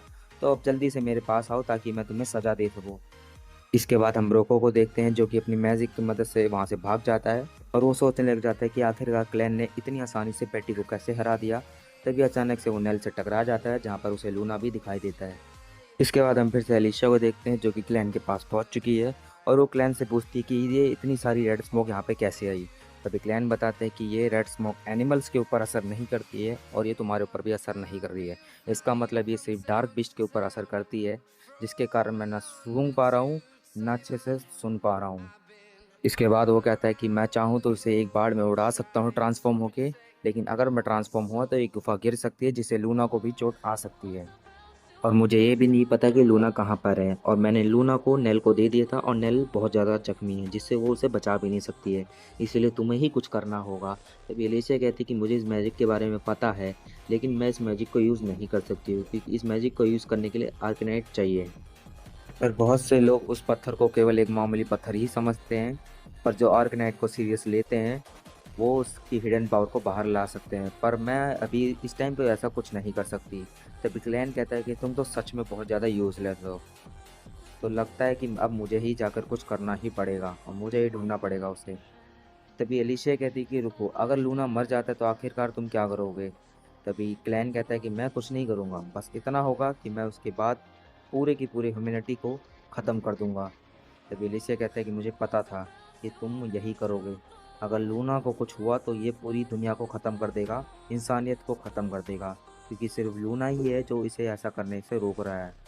इसके बाद ये दोनों उन दोनों को ढूंढने के लिए निकल जाते हैं, पर जैसे ही थोड़ी आगे बढ़ते हैं तो उन्हें खून मिलता है जिससे कि उन्हें पता चल जाता है कि ये खून नेल का है और उसे कहीं घसीट कर ले गया गया है। तब हमें पता चलता है कि लूना को बचाने के लिए नेल ने ब्रोको को पकड़ रखा था और वो उसे पीछा नहीं छुड़ा पा रहा था। इसके बाद हम थोड़े टाइम पहले का सीन देखते हैं जहाँ पे लूना के रोने के कारण ब्रोको का लैंप टूट जाता है जिससे वो रेड स्मोक बन रहा था। और यहाँ पे ब्रोको को एहसास हो जाता है कि लूना बहुत ज़्यादा पावरफुल है और उसके पास मैजिकल पावर भी है, और उसे ये भी एहसास हो जाता है कि लूना शायद हिडन के रॉयल फैमिली से बिलोंग करता है। इसके बाद हम फिर से प्रेजेंट टाइम में वापस आते हैं और लूना को वो लेके भागने की कोशिश कर ही रहा होता है। तभी एलिसिया वहाँ पर पहुँच जाती है और ब्रोको को रोकने लग जाती है। तभी ब्रोको एलिसिया को देखकर हैरान हो जाता है और उससे अपने साथी के बारे में पूछने लग जाता है। तभी क्लैन कहता है कि वो सभी लोग डार्क बीस्ट का खाना बन चुके हैं, और वो कहता है कि लगता है नेल ने तुम्हें बहुत रोकने की कोशिश की है। तभी ब्रोको उनको पीछे हटने के लिए कहता है और धमकी देता है कि अगर वो करीब भी आए तो मैं लूना की उंगलियों को काट दूंगा। पर क्लैन उससे कहता है कि इससे मुझे कोई फ़र्क नहीं पड़ता क्योंकि वो अपने ब्लड से के ज़रिए उसकी इंजरीज़ को ठीक कर सकता है। पर एलिशा उसे ऐसा करने से रोक देती है और ब्रोको को हीरो की तलवार दिखाती है और वो कहती कि ये हाइडन का खजाना है, इसे मैंने पानी की गहराइयों में से निकाला है और तुम्हें यही चाहिए था ना। तभी एलिशा उसे एक दीवार की तरफ फेंक देती है और कहती कि जाओ उस दीवार से तुम उसे निकाल लो, पर ध्यान रखना जैसे ही तुम इसे निकालोगे तो तुम्हें अपने दोनों हाथों का इस्तेमाल करना होगा और इसी वजह से तुम्हें लूना को छोड़ना ही पड़ेगा। पर अगर तुमने कुछ भी गड़बड़ की तो मैं तुम्हें मार डालूंगी। तो बिब्रोको कहता है कि मुझे यकीन नहीं हो रहा कि तुम हीरो की तलवार मुझे इतनी आसानी से दे रही हो। इसका मतलब तो यही हो सकता है कि ये बच्चा सच में हिडन की रॉयल फैमिली से बिलोंग करता है। और तुम्हारी शक्ल देख के तो ये चीज़ कंफर्म हो गई है। पर इसे बचाने के लिए इतना ही काफ़ी नहीं, मुझे ये तलवार के साथ साथ तुम्हारे 13 साथियों की तलवारें भी चाहिए। तभी एलिशिया कहती कि वो तलवारें अगर तुम्हें चाहिए तो तुम्हें लूना माउंटेन जाना पड़ेगा उसकी गहराइयों में, और तुम्हें ये तलवारें खुद ही हासिल करनी पड़ेगी। तभी ब्रोको कहता है कि बिल्कुल मैं उसे ज़रूर हासिल कर लूँगा, और तुम्हें लग रहा होगा कि मैं इसे हासिल नहीं कर सकता हूँ। तभी ब्रोको उसे बताता है कि मेरे पास इनविजिबल होने की पावर भी है, और ऊपर से अब मेरे पास तो रॉयल ब्लड भी है। तभी ब्रोको अपने ऊपर और लूना के ऊपर वो मैजिकल पाउडर डाल लेता है, जिस वजह से लूना की मैजिक की वजह से वो दोनों गायब हो जाते हैं। लेकिन लूना रोने लग जाता है और वो वहाँ से जाने लग जाता है, लेकिन एलिसिया तभी उसके सामने आ जाती है और उसे बीच में से काट देती है। तभी ब्रोको कहते हैं कि आखिरकार तुम्हें कैसे पता चला, क्या मैं तुम्हें दिखाई दे रहा हूँ? तभी लू एलिसिया कहती है कि बिल्कुल भी नहीं, पर तुम सच में बहुत बड़े बेवकूफ़ हो। तुम्हें ये नहीं पता कि लूना रो रहा है। तुम जहाँ भी जाओगे तो वो पता चल ही जाएगा। हम तुम्हें देख नहीं सकते लेकिन सुन तो सकते हैं। तब उसके बाद वो बंदा मर जाता है। इसके बाद एलिशिया क्लैन से कहती कि नेल को वापस से ज़िंदा कर दो। तभी क्लैन कहते कि मैं एक ही पर्सन पर इस ब्लड का यूज़ कर सकता हूँ, और वैसे भी इसके बहुत सारे बॉडी पार्ट मिसिंग है। मैं चाहूँ तो इन्हें रिप्लेस कर सकता हूँ, पर मुझे नहीं लगता कि इतना सब कुछ करना ज़रूरी है इसके लिए। तभी एलिशिया कहती क्या तुम मजाक कर रहे हो? इसने आखिर तक लूना को बचाने की कोशिश करी है, और अगर मैं होती तो लूना की माँ बनने का और ऐसे ही पर्सन को उसका ध्यान रखने के लिए देती। तभी क्लैन कहते हैं कि पर फिर भी मुझे इसे बचाने के लिए डार्क ब्लड की ज़रूरत पड़ेगी, इसीलिए जब तक तुम्हें मरना ही होगा। मतलब कि गए जब तक नेल वापस से हील नहीं हो जाती है तब तक एलिशिया को मरे रहना ही पड़ेगा। इसके बाद एलिशिया कहती कि मुझे इसमें कोई प्रॉब्लम नहीं है, वैसे भी मैं हीरो हूँ। मेरा तो काम है अपनी जान देकर लोगों को बचाना। इसके बाद क्लैन एलिशा के अंदर से वो डार्क ब्लड निकाल लेता है और नेल को जिंदा कर देता है, और नेल का पूरा बॉडी फीचर्स बदल जाता है। वो पूरी तरीके से सही हो जाती है, और वो क्लैन को कहती है कि क्या तुमने मुझे जिंदा करा? तभी क्लैन कहता है कि नहीं, तुम इस लड़की के कारण जिंदा हो, मतलब कि एलिशिया के कारण। इसी को थैंक यू बोलो। और इसकी बॉडी पूरी तरीके से सड़ चुकी है, पर मैं इसे थोड़ी देर में हील कर दूंगा। इसके बाद वो एलिशिया को भी जिंदा कर देता है, और एलिशिया उठते ही अपनी तलवार को गले लगा लेता है, और ये एपिसोड यहीं पे ख़त्म हो जाता है। हेलो गाइस, आपका स्वागत है क्लेविटीज के 5th एपिसोड में। लास्ट एपिसोड में हमने देखा कि क्लैन ने नेल को सही कर दिया होता है और नेल उसके साथ जाने के लिए तैयार हो जाती है। इस एपिसोड में हम देखते हैं शुरुआत में कि क्लैन एलिसिया से हीरो वाली तलवार छीनकर अपने पास रख लेता है, जिससे एलिसिया उदास हो जाती है। तब क्लैन कहता है कि मैं तुमसे वादा करता हूँ कि जब तुम्हें इसकी सबसे ज़्यादा ज़रूरत होगी तब मैं तुम्हें ये तलवार वापस दे दूँगा। तभी नेल चलने के लिए तैयार हो जाती है, वहाँ पर आ जाती है, और नेल को देखकर एलिसा को समझ नहीं आ रहा होता है कि आखिरकार ये इतना सारा भार कैसे उठा रही है। वो सोच रही होती कि क्या क्लैन ने नेल की बॉडी पार्ट्स को किसी ताकतवर बंदे की बॉडी पार्ट्स से बदल दिया है।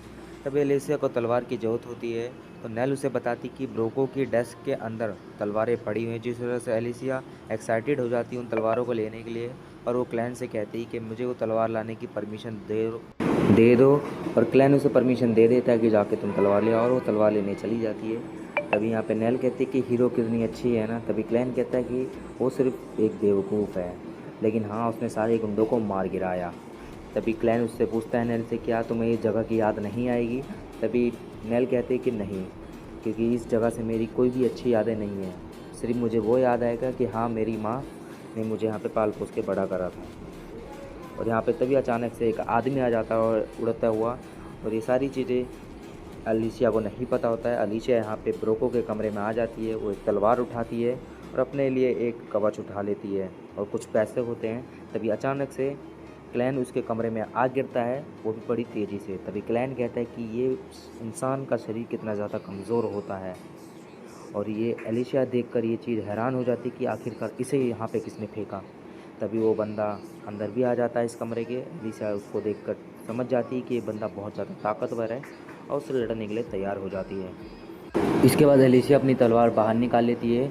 तभी वो बंदा एलिशिया पर हमला कर देता है, जिससे एलिशिया को सिर्फ खरोंचे ही आती है, पर वो बंदा हवा में एलिशिया पर हमला करना स्टार्ट कर देता है, और इन हमलों को एलिशिया अपनी पूरी ताकत से रोकने के लिए लगी रहती है। तभी वो बंदा पीछे हट के हवा से एलिशिया पर हमला कर देता है, जिस वजह से एलिशिया उस घर से बाहर जाके गिरती है, और वो बंदा भी एलिशिया के साथ लड़ने के लिए बाहर आ जाता है। तभी वो लड़का एलिशिया को कहता है कि तुम सही में बहुत ज़्यादा ताकतवर हो, लेकिन मुझे उस लड़के से मतलब है, तो इसीलिए अगर तुम उसे छोड़कर यहाँ से चली जाओ तो मैं तुम्हें छोड़ दूँगा। तभी यहाँ पे एलिशिया कहती है, क्या तुम मजाक कर रहे हो? मुझे नहीं पता कि तुम उन गुंडों के साथ हो या नहीं, पर तुम एक हीरो को अंडर एस्टिमेट कर रहे हो। तभी वो लड़का कहता है, क्या तुम मुझे सच में मारना चाहती हो? तभी एलिशिया सोचने लग जाती है, अगर ये काम नहीं करा तो मुझे हीरो की तलवार की ज़रूरत पड़ेगी। तो एलिशिया अपने माइंड के थॉट्स को क्लियर कर देती है और बस यही सोचती रहती कि उस बंदे को मारना है, बस यही उसका फोकस रहता है, जिससे कि उसकी तलवार की शेप बदल जाती है और एलिशिया एक ही बार ही में उस बंदे के पास पहुंच जाती है। तभी क्लेन एलिशिया को रोक देता है, क्योंकि एलिशिया को क्लेन की बातें माननी ही पड़ेगी, क्योंकि एलिशिया उसी के कारण ज़िंदा है और उसको वो ऑर्डर मानने ही पड़ेंगे। तभी क्लेन उसको मुक्का मार के उसको होश में लाता है। तभी क्लेन एलिशिया को बताता है कि इस बंदे ने हम पर मिसअंडरस्टैंडिंग के कारण हम पर हमला करा है और मैंने तुम्हें रोका नहीं होता तो ये बंदा तुम्हें एक ही लात में तुम्हारी बॉडी के टुकड़े टुकड़े कर देता। तब हमें पता चलता है कि ये बंदा ब्रोको को ढूंढता यहाँ आया था, क्योंकि उसे किसी ने बताया था कि यहाँ पे कोई बंदा है जो डार्क बीस्ट को कंट्रोल कर सकता है, और नेल में से उसी डार्क बीस्ट की खुशबू आ रही थी है, जिस वजह से उसे लग रहा होता है कि क्लैन ही है जो डार्क बीस्ट को कंट्रोल कर रहा है। तभी क्लैन को सारी बातें समझ आ जाती है, जिस वजह से वो नेल को कहता है कि तुम बाहर जाओ, और यहाँ पे एलिशिया कहती है कि मैं भी जाऊँ। तभी क्लैन कहता है कि नहीं, तुम यहीं रुको, और हाँ, ये बंदा एक डार्क बीस्ट है जो कि एक पावरफुल इल्यूजन के इफेक्ट में है, जिस वजह से ये ह्यूमन फॉर्म में है और कोई भी इसकी टू फॉर्म को नहीं देख पा रहा है। पर मैं इतना बता सकता हूँ कि ये एक पावरफुल इल्यूजन है जो सिर्फ एक ही डार्क बीस्ट परफॉर्म कर सकती है, और वो है वेस्ट की लॉर्ड ज़ेवेथर। और हाँ, उसकी और क्लेविटिस की बिल्कुल भी नहीं बनती है। तब वो डार्क बीस्ट का गार्ड कहता है कि आखिरकार तुम कौन हो और तुम्हें इतना सब कुछ कैसे पता है। तभी क्लैन अपने बारे में असलियत नहीं बताता है, वो भी बताता है कि मैं भी क्लेविटिस का एक गार्ड हूँ। मतलब कि क्लैन ये बताता है कि मैं क्लेविटिस का एक सर्वेंट हूँ। तभी वो बंदा अपनी असली रूप में आ जाता है और उन्हें बताता है कि जैसे क्लेविटिस ह्यूमन को ख़त्म करना चाहता है, वैसे जेवियर भी ह्यूमन काइंड को ख़त्म करने के बारे में सोच रही है, और वो भी उन्हीं का सर्वेंट है। तभी क्लैन से वो प्रूफ मांगता है, क्या तुम डार्क बीस्ट हो? तो उसका प्रूफ दो। तभी क्लैन भी अपनी एक पूँछ निकाल के दिखा देता है, और यहाँ पे फिर एलिशिया अपने मन ही मन में सोच रही थी कि यहाँ पे चल क्या है। मेरे सामने दो डार्क बीस्ट हैं जो इंसानियत को ख़त्म करना चाहते हैं, और ये दोनों इंसानों की तरह दिखते नहीं, उनकी तरह बात भी करते हैं। क्लेरिटी के अलावा कोई और भी डार्क बीस्ट है, मुझे तो ये पता ही नहीं था। इसका मतलब हम हीरो अलग ही फाइट करने में लगे हुए हैं। तभी क्लैन एलिशा के माइंड पढ़ लेता है और उसे बताता है कि बहुत से डार्क बीस्ट ह्यूमन फॉर्म नहीं ले सकते हैं और ना ही बोल सकते हैं, तो उसे चिंता लेने की कोई ज़रूरत नहीं है। जेवेथर के अलावा कोई भी डार्क बीस्ट ह्यूमन फॉर्म में नहीं इन्वॉल्व होता है। हम सभी लोग ह्यूमन को कमज़ोर समझते हैं और इसीलिए हम उनसे बात करना भी बेइज्जती की बात लगती है। तभी गार्ड कहता है, तुम बिल्कुल सही बोल रहे हो, तो तुम फिर मुझे ये बताओ कि आखिरकार तुम हीरो के साथ क्या कर रहे हो। तो क्लैन कहता है कि हाँ, ये सच है कि ये एक हीरो है, पर इस टाइम में ये मेरे काबू में है और इसके ज़रिए मैं सीख रहा हूँ कि ह्यूमंस कैसे जीते हैं, और जो बाकी दो हैं वो भी मेरी इसी में मदद कर रहे हैं। तो अब तुम बताओ कि आखिरकार ज़ेवेथर ह्यूमंस को ख़त्म क्यों करना चाहती है? क्योंकि मैं ज़ेवेथर को जितना जानता हूँ तो वो ह्यूमंस को ऑब्ज़र्व करने में उसको ज़्यादा मज़ा आता है, और ऊपर से आर्किटिक्स तो उसे पूछते भी हैं, तो आखिर वो बदल क्यों गई?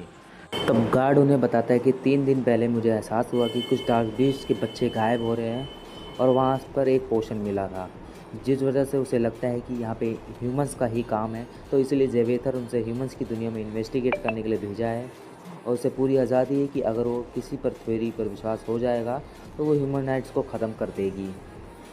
मतलब कि गाइस, जेवियर जो है, अगर उसकी बात सच हो गई कि ह्यूमंस ने ही मेरे डार्क बीस्ट को गायब करा है, तो वो पूरी दुनिया में से ह्यूमंस का नामो निशान ही मिटा देगी।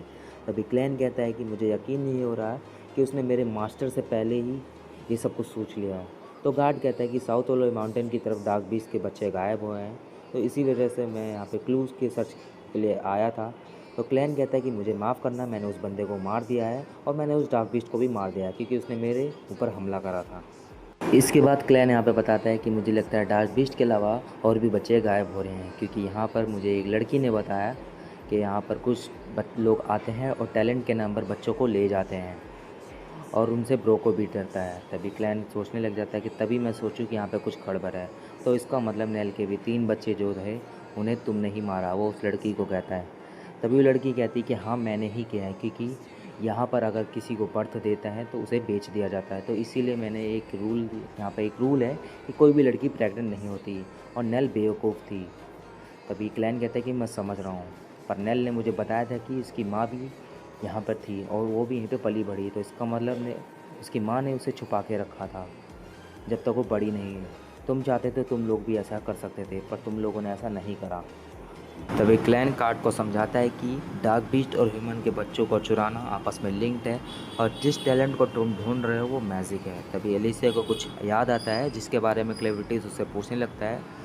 तब एलिसिया कहती है कि मैं मैजिक का यूज़ नहीं कर सकती हूँ, तो मुझे इसके बारे में ज़्यादा नहीं पता है, पर मुझे पता है कि ये शायद किसका काम है। और वो बताती कि पहले वॉर में तलवारों का यूज़ करा जाता था, लेकिन अब मैजिक का यूज़ करा जाता है, वो भी एक टूल की तरह। और इसे ही विज़ार्ड्स बोलते हैं। कौन जीतेगा कौन हारेगा वो इस चीज़ पर डिपेंड करेगा कि उनके पास कौन सी विज़ार्ड्स की पावर है और कितनी ज़्यादा पावरफुल है। और ये बैटलफील्ड में आने वाली बुलेट आर्मी का जनरल डायर ही कर सकता है, जिसे हम ड्रैगन स्लेयर भी कहा जाता है। और ये वही बंदा है जिसने मेरे डैड को मारा था। तो गाइस हमें ये तो पता चल चुका है कि एलिसिया का डैड को किसने मारा था, जनरल डल ने मारा था। तब हमें ये पता चलता है कि हाइडन राज्य पर कब्जा करने के लिए बुलेट राज ने जनरल डल को भेजा था आर्मी के साथ, और एलिसन आर्मी उन्हें रोक रही थी। तब हमें प्रेजेंट टाइम में ये देखते हैं कि एलिसन आर्मी का कैंप है, जहाँ पे उनका कमांडर रेड दिखाया जाता है। इसके बाद वो कमांडर उस बंदे से पूछता है कि क्या हालात है, तो वो बंदा बताता है कि एडवांस फोर्स हमारी ख़त्म हो चुकी है और जनरल डल की आर्मी साउथ की तरफ बढ़ रही है और उनकी संख्या 50,000 है। तभी वो कमांडर कहता है कि इसका मतलब वो सच में हाइडन पर कब्जा करना चाहता है और हम लोग सिर्फ 6,000 हैं, तो उनका मुकाबला अब नहीं कर सकते हैं और बाकी की फ़ोर्स को आने में 3 दिन लगेंगे। फिर वो बताता है कि हाइडन ईस्ट से बड़ा है और वेस्ट से छोटा है, तो अगर हम वेस्ट वाले रास्ते से घुसते हैं तो हम उनका मुकाबला कर सकते हैं, पर इसके लिए हमें हाइडन का साथ चाहिए होगा। तभी वो बंदा कहता है दूसरा वाला, क्या सच में क्लेविटीज़ ने हाइडन पर हमला कर दिया था? फिर उसके बाद वो कमांडर कहते हैं अगर डयल यहाँ पर है तो पक्का ये सच है, और उन्हें वो रॉयल फैमिली की फोर्स की तलाश है जहाँ पर वो जादुई हथियार बनाए जाते हैं। अगर वो उनके हाथ में आ गया तो हमारे पास जादुई हथियार वो भी उनसे छिन जाएंगे। तभी उन्हें खबर मिलती है कि हाई वॉल के ईस्ट का गेट खुल चुका है, और हम देखते हैं उसे खोलने वाला विज़र्ड का मैनार्ड है, जो डेल का ही साथी है। और ये सभी लोग हाइडन के वारिस को ही ढूंढ रहे होते हैं, जो कि इस टाइम क्लैन के पास है। और ऊपर से मैनार्ड उन गुंडों की वजह से पता लगा लेता है कि क्लैन के पास ही वो रॉयल ब्लड है और वो कहाँ पर है, जिस वजह से डल उसको उसके पीछे जाने के लिए ही भेज देता है, क्योंकि वो उनका सबसे स्ट्रॉन्गेस्ट विज़ार्ड होता है। और ये गाइस ये एपिसोड यहीं पे ख़त्म हो जाता है। हेलो गाइस, आपका स्वागत है क्लेविटीज के 6th एपिसोड में। तो चलिए गाइस बिना किसी देरी के एपिसोड को स्टार्ट करते हैं। एपिसोड स्टार्ट होता है, हम देखते हैं नेल क्लैन को कॉफ़ी देके गार्ड के बारे में पूछने लग जाती है, और क्लैन उसे बताता है कि अब तुम्हें चिंता करने की कोई ज़रूरत नहीं है, क्योंकि गार्ड क्लेविटीज की बातों पर विश्वास करके अपनी जर्नी को पर निकल चुका है। तभी यहाँ पे एलिसिया आ जाती है टाउन से पूछताछ करके वापस, और वो बताते हैं क्लैन हाइडन की सिचुएशन बहुत ज़्यादा क्रिटिकल है। बोरिटो किंगडम और हाइडन किंगडम पर हमला कर दिया है, और किंग के मर जाने के बाद कोई भी उन्हें रोकने में कामयाब नहीं हो पा रहा है। मैंने सुना है कि एलिसन ने भी उन्हें रोकने की कोशिश करी, पर वो नाकामयाब रहे। तभी क्लैन पूछता है कि आखिरकार एलिसन ऐसा क्यों कर रहे हैं। तभी एलिसिया बताती है कि एलिसन और बोरुटो किंगडम पुराने टाइम से एक दूसरे से लड़ रहे हैं, और इस टाइम एलिसन मैजिक में बोरुटो किंगडम से बहुत ज़्यादा पीछे है, तो इसीलिए वो नहीं चाहते कि जहाँ पर हाइडन की रॉयल फैमिली अपने मैजिक वेपन को बनाती है बोरुटो उसके हाथ लग जाए।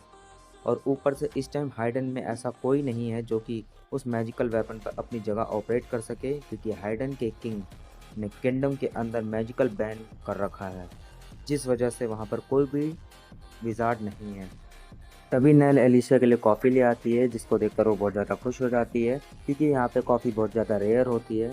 इसके बाद नेल लूना को दूध पिलाने ले जाती है।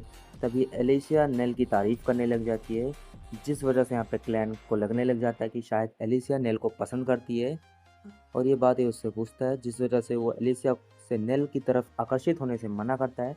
तभी एलिशिया इस बात से मना करने लगती है, तुम क्या बकवास कर रहे हो, मेरा ऐसा कोई इरादा नहीं है, और वैसे भी इस टाइम मैं इन इशू पर ध्यान नहीं देना चाहती हूँ। तुम लूना को किंग बनाना चाहते हो ना, पर जिस तरह के हालात है उस तरह तो हाइडन किंगडम बचेगा ही नहीं, क्योंकि तुमने पूरी तरीके से उसे तबाह कर दिया है। तभी क्लैन कहता है कि मुझे तुम्हारी कोई बात समझ नहीं आ रही, क्योंकि अगर बोरुतो किंगडम हाइडन किंगडम पर कब्जा भी कर लेता है तो मेरे प्लेन में कोई चेंज नहीं आने वाला है। तब यहाँ पे एलिसिया कहते हैं कि तुम बात को समझ नहीं रही। अगर बोरुतो किंगडम हाइडन किंगडम पर कब्जा कर लेता है तो लूना कभी भी किंग नहीं बन पाएगा, और अगर किसी ने लूना को पहचान लिया तो वो उसे पकड़ लेंगे, क्योंकि हाइडन किंगडम का ब्लड बहुत ज़्यादा प्योर होता है और रेयर होता है।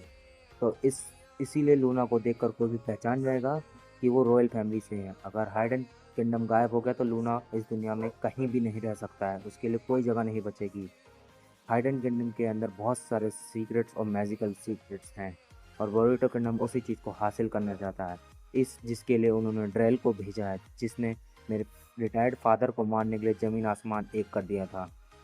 तब हमें यहाँ पास्ट का सीन दिखाया जाता है, जहाँ हमें पता चलता है कि एलिसिया के फादर एक स्वॉर्ड मास्टर होते हैं और ड्रेल उनका दोस्त होता है, जिसने एलिसिया के फादर पर इसलिए हमला कर दिया था ताकि वो जान सके कि उसका मैजिकल पावर कितना ज़्यादा ताकतवर है। तभी एलिसिया भी ड्रेल को मारने के लिए अपनी तलवार उठाने लगती है, पर उसके फादर इस चीज़ से मना कर देते हैं, क्योंकि एलिसिया हीरो बनना चाहती है और ड्रेल के साथ लड़कर वो कभी हीरो नहीं बन सकती है, जिस वजह से एलिसिया के फादर एलिसिया से हीरो बनने का प्रॉमिस लेकर मर जाते हैं। तभी एलिसिया क्लैन को हाइडन को बचाने के लिए कहती है, ताकि उसका प्लान कामयाब हो सके। तभी क्लैन कहता है कि मुझे यकीन नहीं आ रहा कि मैं उस किंगडम को बचाने जाने वाला हूँ जिसको मैंने कभी डिस्ट्रॉय करा था। तभी एलिसिया कहती है कि अगर तुम जा रहे हो तो मैं भी तुम्हारे साथ चलूंगी, लेकिन क्लैन कहता है कि नहीं, तुम यहाँ पर लूना और नेल की रक्षा करोगी, क्योंकि अगर तुम मेरे साथ चलोगी तो ऐसा लगेगा कि एक ड्यूमन किंग एक ह्यूमन के साथ मिला हुआ है, जिस वजह से मेरा सारा प्लान सामने आ सकता है।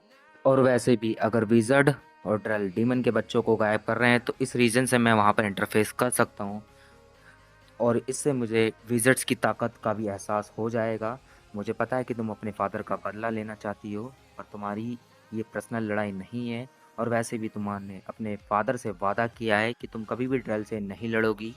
तभी एलिशिया कहती कि मेरे फादर ने कहा था कि ड्रेल के साथ लड़ाई करने की वजह से वॉर हो सकती है, जो कि एक हीरो का रास्ता बिल्कुल नहीं है। पर अब मैं हीरो नहीं बनना चाहती, मैंने ये सब छोड़ दिया है, और ऊपर से मैं एक लाश हूँ जो मैजिकल ब्लड से चल रही हूँ, तो इसीलिए अपने फादर का बदला मैं ले सकती हूँ।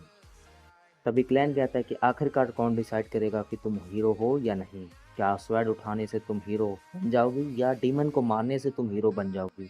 बताओ आखिरकार तुम हीरो क्यों बनना चाहती हो? तभी एलिसिया कहती कि मैं हीरो इसलिए बनना चाहती हूँ ताकि इस दुनिया को बड़ा कर सकूँ। इसके बाद क्लैन कहता है अगर ऐसी बात है तो तुमने नेल की लाइफ को एक्सपेंड कर दिया है, तुमने उसके वर्ल्ड को एक नया नज़रिया दिया है, वो अब बाहर की दुनिया देख सकती है, तो इसका मतलब तुम एक हीरो ही हो। और वैसे भी मैं तुम्हें कोई ऑर्डर नहीं देने वाला हूँ, इसलिए तुम्हारी मर्जी है कि तुम क्या कर सकती हो क्या नहीं करना चाहती हो। तभी क्लैम अपने असली रूप में आ जाता है और वहाँ से चला जाता है। इसके बाद हम बेरेटो की आर्मी को देखते हैं, जो कि हाइडन की किले की तरफ बढ़ रही होती है। तब यहाँ पे एलिसन किंगडम के सोल्जर्स भी अभी भी बेरिस्टो किंगडम की आर्मी का पीछा कर रहे होते हैं, ताकि वो उन्हें रोक सके। और यहाँ पर एक बंदा भी होता है जो बेरिस्टो आर्मी का पीछा कर रही होती है, जो कि लूना को ढूंढने के लिए हाइडन कैसल गया था। तब यहाँ पे हम फिर से एलिसिया और नेल को देखते हैं, जो कि एक टाउन में पहुंच जाते हैं, जहाँ पर कुछ लोग एक गुंडे को मार रहे होते हैं, जो कि वो ब्रूको का आदमी होता है, इसीलिए उसको वो मार रहे होते हैं। एलिसिया नोटिस करती है कि नेल को अभी भी गुंडों से डर लगता है, जिस वजह से वो उसे वहाँ से लेकर चली जाती है। तब हमें यहाँ पे पता चलता है कि यहाँ पे कई सारे गुंडों को फांसी पे लटका दिया गया है, और आज सिर्फ 9 ही गुंडे मिले हैं, ये एक बंदा बता रहा होता है। लगता है कि उस माइंड के अंदर जो ऑक्टोपस की बात चल रही है वो सच है। आखिरकार इस किंगडम में क्या चल रहा है, और ऊपर से अब बोरुटो की आर्मी भी हमला कर रही है, और अब हमें खुद ही कुछ ना कुछ करना पड़ेगा और हमें इस टाउन को बचाना होगा। तो इसीलिए अब सभी लोग हथियार उठा लो। तब एलिसिया नेल को कहते हैं कि तुम मुझे टाउन के अंदर हीरो मत बुलाओ, क्योंकि यहाँ पे हमें कोई भी पहचान सकता है। और वो टाउन के अंदर एक होटल होता है, उसके अंदर जैसे ही घुसते हैं तो वहाँ पे दो लड़के उनसे पूछताछ करने लग जाते हैं, क्योंकि उनके पास हथियार होते हैं। तभी उनकी माँ उन्हें समझाती है कि जिस तरह के हालात हैं वहाँ पर, उस वजह से सबके पास हथियार होना ज़रूरी है। तभी वो लेडी अपने दोनों बच्चों को डांटने लगती है और अपना नाम बताती है कारी। कारी इस बच्चे को देखकर बोलती है कि ये प्योर ब्लड लग रहा है हाइडन का, जिसे यहाँ पर देखना बहुत ज़्यादा रेयर है। क्या तुम मुझे बता सकती हो कि आखिरकार तुम्हारी सिचुएशन क्या है, और तुम्हारे आंसर पर डिपेंड करेगा कि तुम्हारा क्या करना है। तभी एलिसिया कहती है कि हम इस बच्चे के गार्ड्स हैं और हमें किसी भी हालत में इसे बचाना है। तभी कारी इस स्टोरी पर विश्वास कर लेती है, जिस वजह से एलिसिया कारी को पैसे देकर रूम को हासिल कर लेती है। तब कारी अपने दोनों बच्चों को कहती है कि इनका सामान इनके रूम में पहुंचा दो।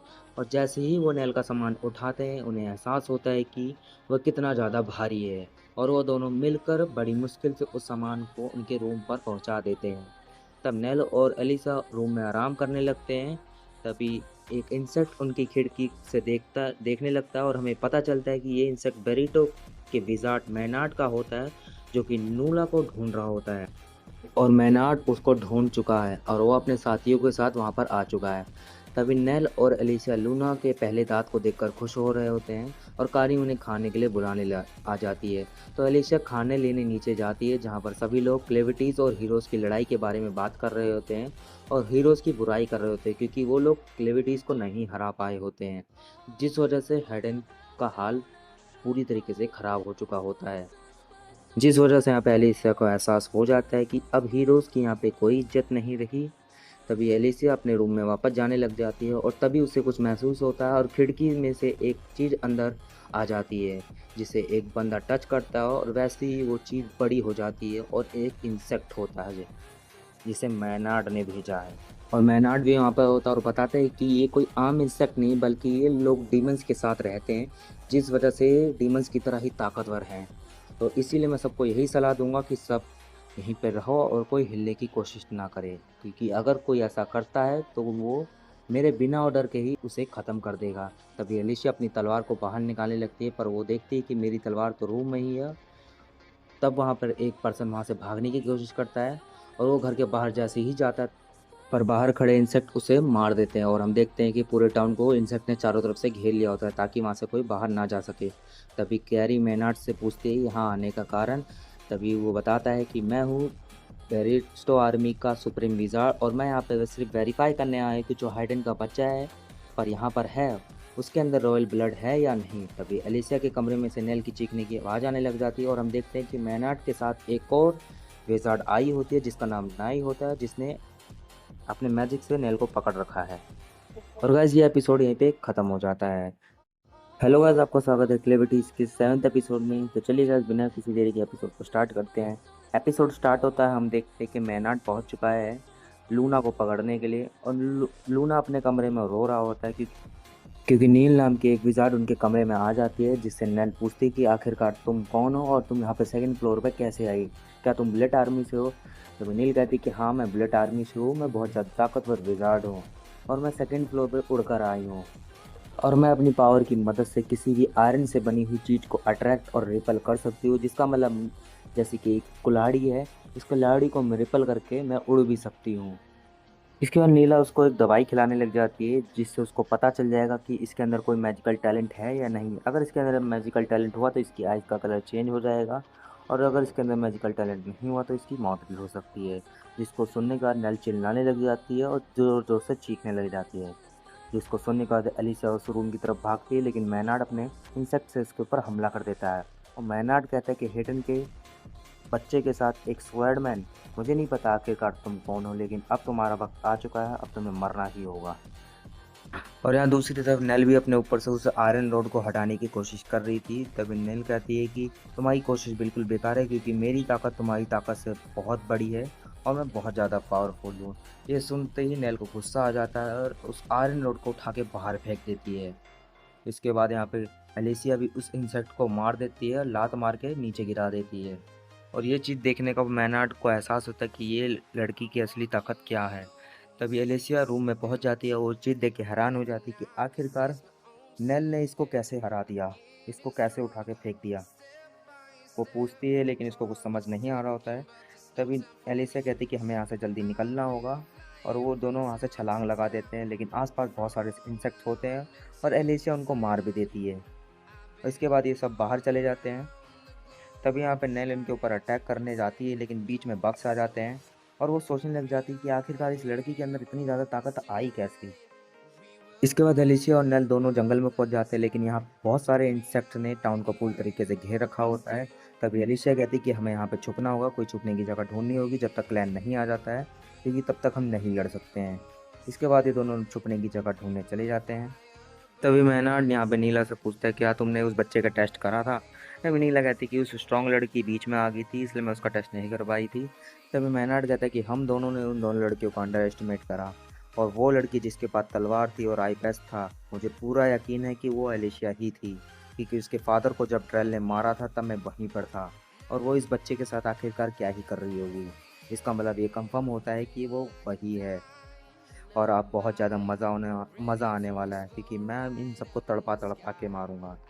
इसके बाद मैनार्ड टाउन के लोगों को बीच में इकट्ठा करता है, और टाउन के लोगों में से एक बंदा कहता है कि आखिरकार ये बुलेट आर्मी है क्या कर रही है। तुम सिर्फ 4 लोग हो और हम सभी के पास हथियार है। ये मत सोचना कि तुम इन कीड़ों की मदद से हमें डरा दोगे, इसीलिए अगर तुम्हें लड़ना चाहते हो तो तुम लड़ सकते हो, मैं बिल्कुल तैयार हूँ। पर इससे पहले तुम ये बताओ कि तुम आखिरकार इस कंट्री में क्या कर रहे हो। तभी मेहनार्ड कहता है कि तुम्हारा किंग अगर एक बेकार से गैम्बल की वजह से मरा ना होता तो हम लोग यहाँ पे कभी नहीं आते। इस टाइम तक तुम्हें ये पता लग ही गया हो क्योंकि हमारी आर्मी यहाँ पे ज़बरदस्ती घुस गई है, पर हम लोग यहाँ पे तुम्हारी इस जगह को यहाँ पे बचाने आए हैं। डार्क बीस्ट के किंग ने तुम्हारे नेशन की कैपिटल को पर हमला कर दिया, ये चीज़ तो तुम्हें पता ही है। और अगर वो डार्क बीस्ट वापस आया तो सारी जगह डार्क बीस्ट के कंट्रोल में आ जाएगी, जिसे रोकने की ताकत तुम में से किसी के अंदर नहीं। तो इसीलिए हम लोग यहाँ पर आए हैं डार्क बीस्ट से तुम्हें बचाने। फिर वहाँ पे एक बंदा कहता है क्या तुम मजाक कर रहे हो, तुमने अभी एक आदमी को मारा है, इसके लिए तुम क्या कहना चाहोगे। तभी यहाँ पे मैनार्ड कहता है वो तो सिर्फ एक एक्सीडेंट था। मैनार्ड फिर कहता है कि मैं यहाँ पे एक डेंजरस क्रिमिनल को फॉलो करते हुए यहाँ आया हूँ, और वो हाइडन के मैनकाइंड के दुश्मन है, क्योंकि उन 13 हीरोज़ में से एक है जिनकी वजह से ये सब कुछ हो रहा है, और वो लड़की वही है। इसीलिए एलिसिया को पकड़ा जाए, यहाँ पे हमारी मदद करो। इसके बाद ये सभी लोग उसको ढूंढने चले जाते हैं, और फिर यहाँ पे हम ड्रेल को देखते हैं। ड्रेल अपनी आर्मी के साथ यहाँ पे एक नदी को पार कर रहा होता है, तभी उसे एहसास हो जाता है कि यहाँ पे एलिसन की आर्मी उनका इंतजार कर रही है, जिस वजह से वो उन्हें बाहर आने के लिए कहता है। तभी एलिसन का कमांडर रोड वहाँ पे बुलेट आर्मी पर हमला कर देता है, और अपने भाले की ताकत से रिवर को पूरा जमा देता है, ताकि सबके पैर जम जाए और सभी एलिसन आर्मी उन पर हमला कर देती है। तभी ड्रेल उस कमांडर को कहता है कि हीरो रोइस के डिसेंडेंट तुम सच में बहुत ज़्यादा इम्प्रेसिव हो। तुम्हारे पास जो भाला है वो फॉरेस्ट फ्लावर है ना, जिसकी मदद से एक बार हीरो रोइस ने डार्क बीस्ट की पूरी आर्मी को हराया था, और अब तुमने इसकी पावर को मास्टर कर लिया है। पर इसके मैजिक की मदद से तुम सिर्फ रिवर को नहीं जमा पाए, मतलब पूरे रिवर को नहीं जमा पाए, जिसकी वजह से तुमने अलग अलग जगह पर विजार्ड्स खड़े करे, जिन्होंने पहले इस रिवर का टेम्परेचर घटा दिया, जिसकी मदद से तुमने इस रिवर को रीच कर पाए। तभी रोड्स ड्रेल पर हमला कर देता है, और ड्रेल को अपनी तलवार की मदद से उस हमले को रोकना पड़ता है। तभी रोड अपने भाले की पावर की मदद से ड्रेल के घोड़े को जमा देता है, जिससे ड्रेल को लड़ाई के लिए मैदान पर उतरना पड़ता है, और वो दोनों अब आपस में लड़ना स्टार्ट कर देते हैं। तभी ड्रेल उससे कहता है कि तुम सच में बहुत कमाल के फाइटर हो, पर तुम इस दुनिया की जंजीरों को नहीं तोड़ सकते हो। तभी ड्रेल अपनी तलवार की पावर को एक्टिवेट कर लेता है, जिस वजह से वहाँ पे एक ड्रैगन का पंजा आ जाता है, और उसकी मदद से वो रोड पर हमला कर देता है, और वो दूर जाके गिरता है। तब वो एलिसन आर्मी के साथ साथ अपनी आर्मी पे भी अटैक कर देता है, और उस सभी के सभी यहाँ पे हार जाते हैं। वो कहता है कि जो लोग इतने ज़्यादा वीक होते हैं वो यहाँ पर रह नहीं सकते, इस दुनिया के उस पार जाने के लिए उनका कोई हक नहीं।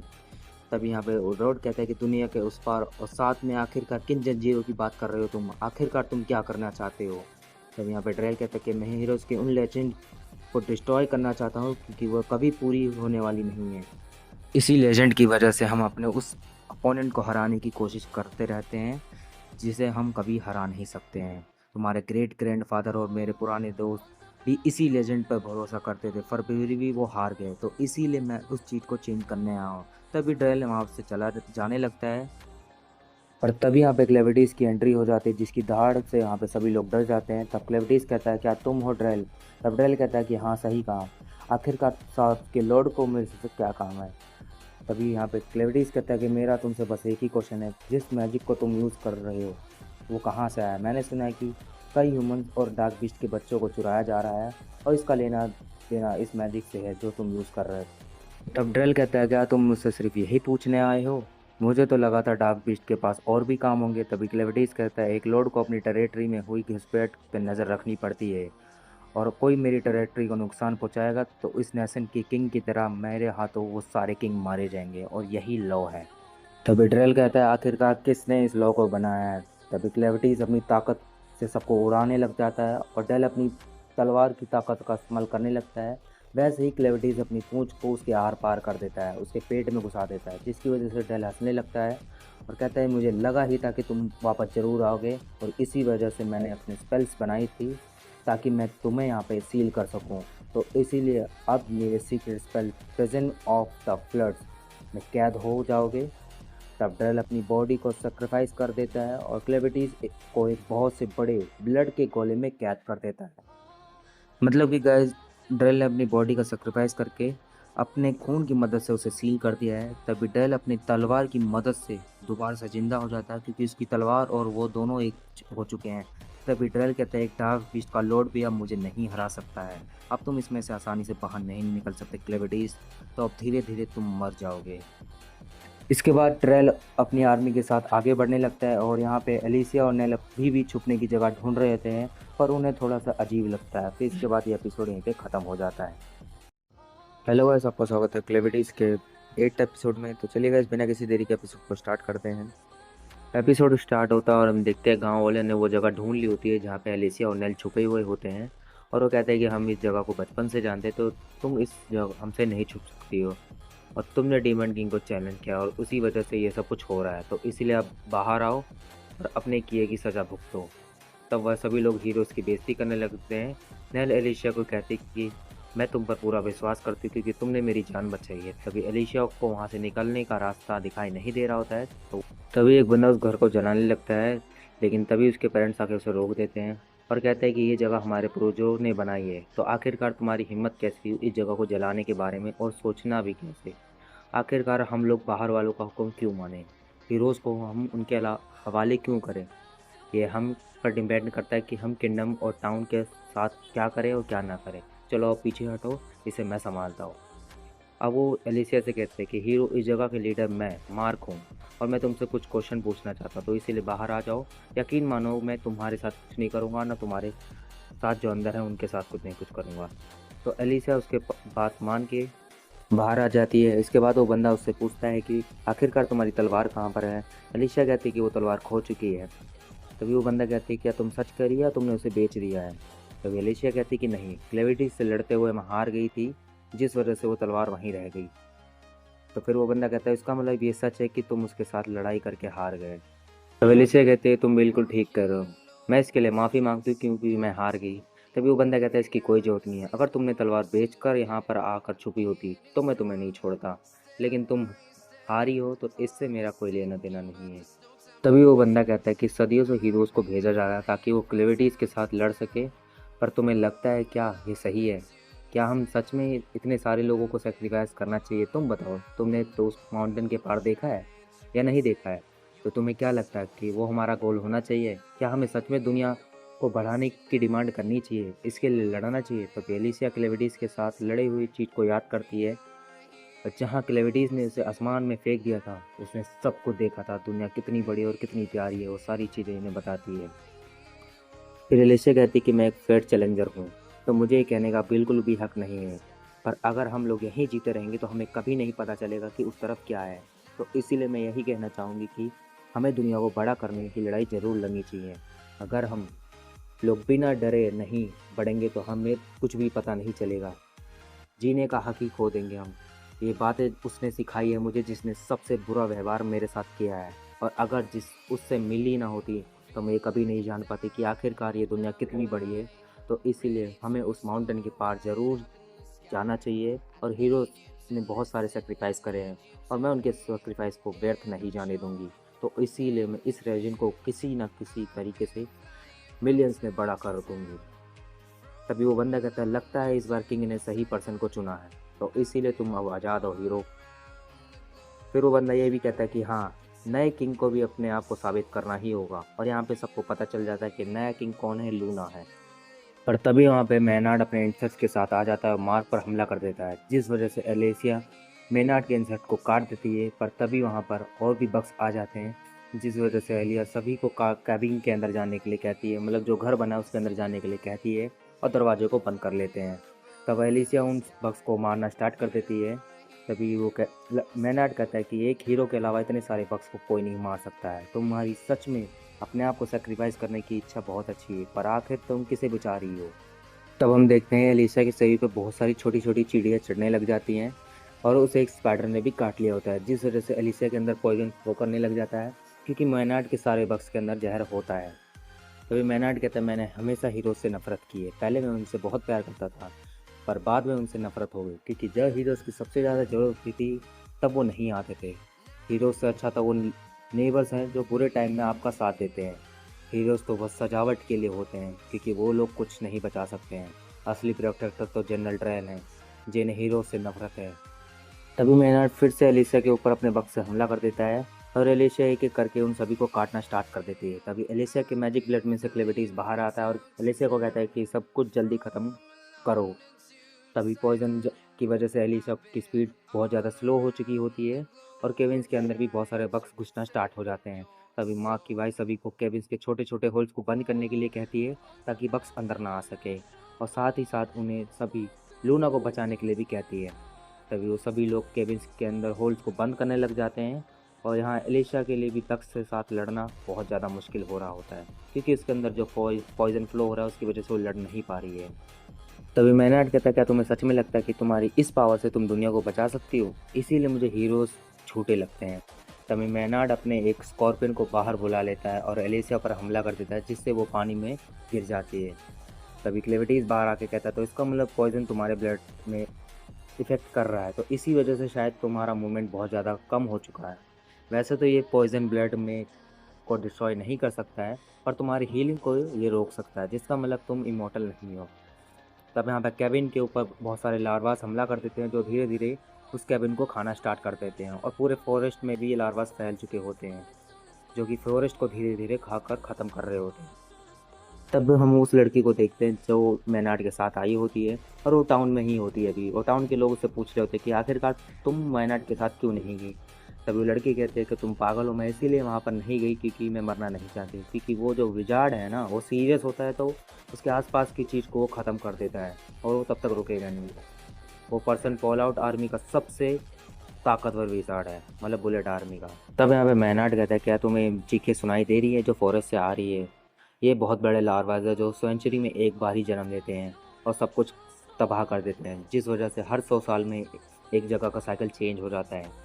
और मैं इस मैजिक को आसानी से एक्सलेरेट कर सकता हूँ, जिस वजह से अब यहाँ पर ये मैजिक मैं करूँगा और सब कुछ ख़त्म होने वाला है। पर यहाँ पे सभी लोग लकड़ी का इस्तेमाल करते हैं, जिससे ये मेरे लिए और भी आसान हो जाएगा। इसका मतलब ये फॉरेस्ट ख़त्म तो यहाँ के सब लोग ख़त्म। और ये सुनकर एलिसा बहुत ज़्यादा गुस्सा हो जाती है, जिस वजह से वो पानी से बाहर आके मैनार्ड पर हमला करने लगती है। पर तभी वो देखती कि वहाँ पर बहुत सारे कोकून्स हैं जो बग्स में कन्वर्ट हो रहे हैं और एलिसिया पर हमला कर देते हैं। तो एलिसिया एक एक करके उनको मारना स्टार्ट कर देती है, पर उनके सामने वो टिक नहीं पा रही होती है। तभी मैनार्ड अपने स्कॉर्पियन से एलिसिया पर हमला कर देता है पीछे से, जिससे वो नीचे गिर जाती है और सभी बग्स उसे चारों तरफ से घेर लेते हैं।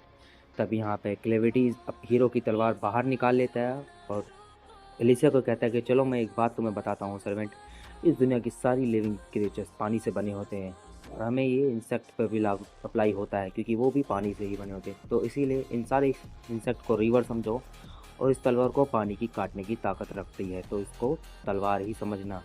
इसलिए इन इंसेक्ट को भी काट सकती हो, तो इसलिए जल्द से जल्द ये सब ख़त्म करो। तभी एलिसिया उस तलवार को पकड़ लेती है, जिस वजह से वो पक्ष को कैद से आज़ाद हो जाती है और तलवार की मदद से एक ही हमले में वो सारे के सारे पक्ष को एक ही बार में काट देती है, जिसे देखकर सभी लोग यहाँ पे हैरान हो जाते हैं और सबको विश्वास हो जाता है कि एलिशिया एक हीरो है।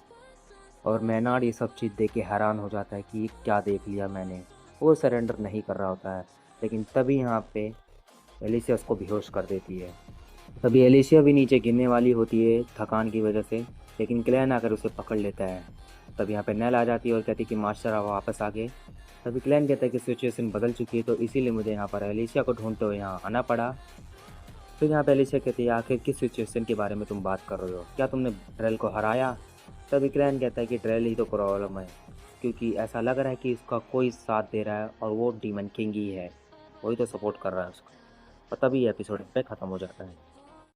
हेलो गाइस, आपका स्वागत है क्लेविटीज के 9th एपिसोड में। तो चलिए गाइस, बिना किसी देरी के एपिसोड को स्टार्ट करते हैं।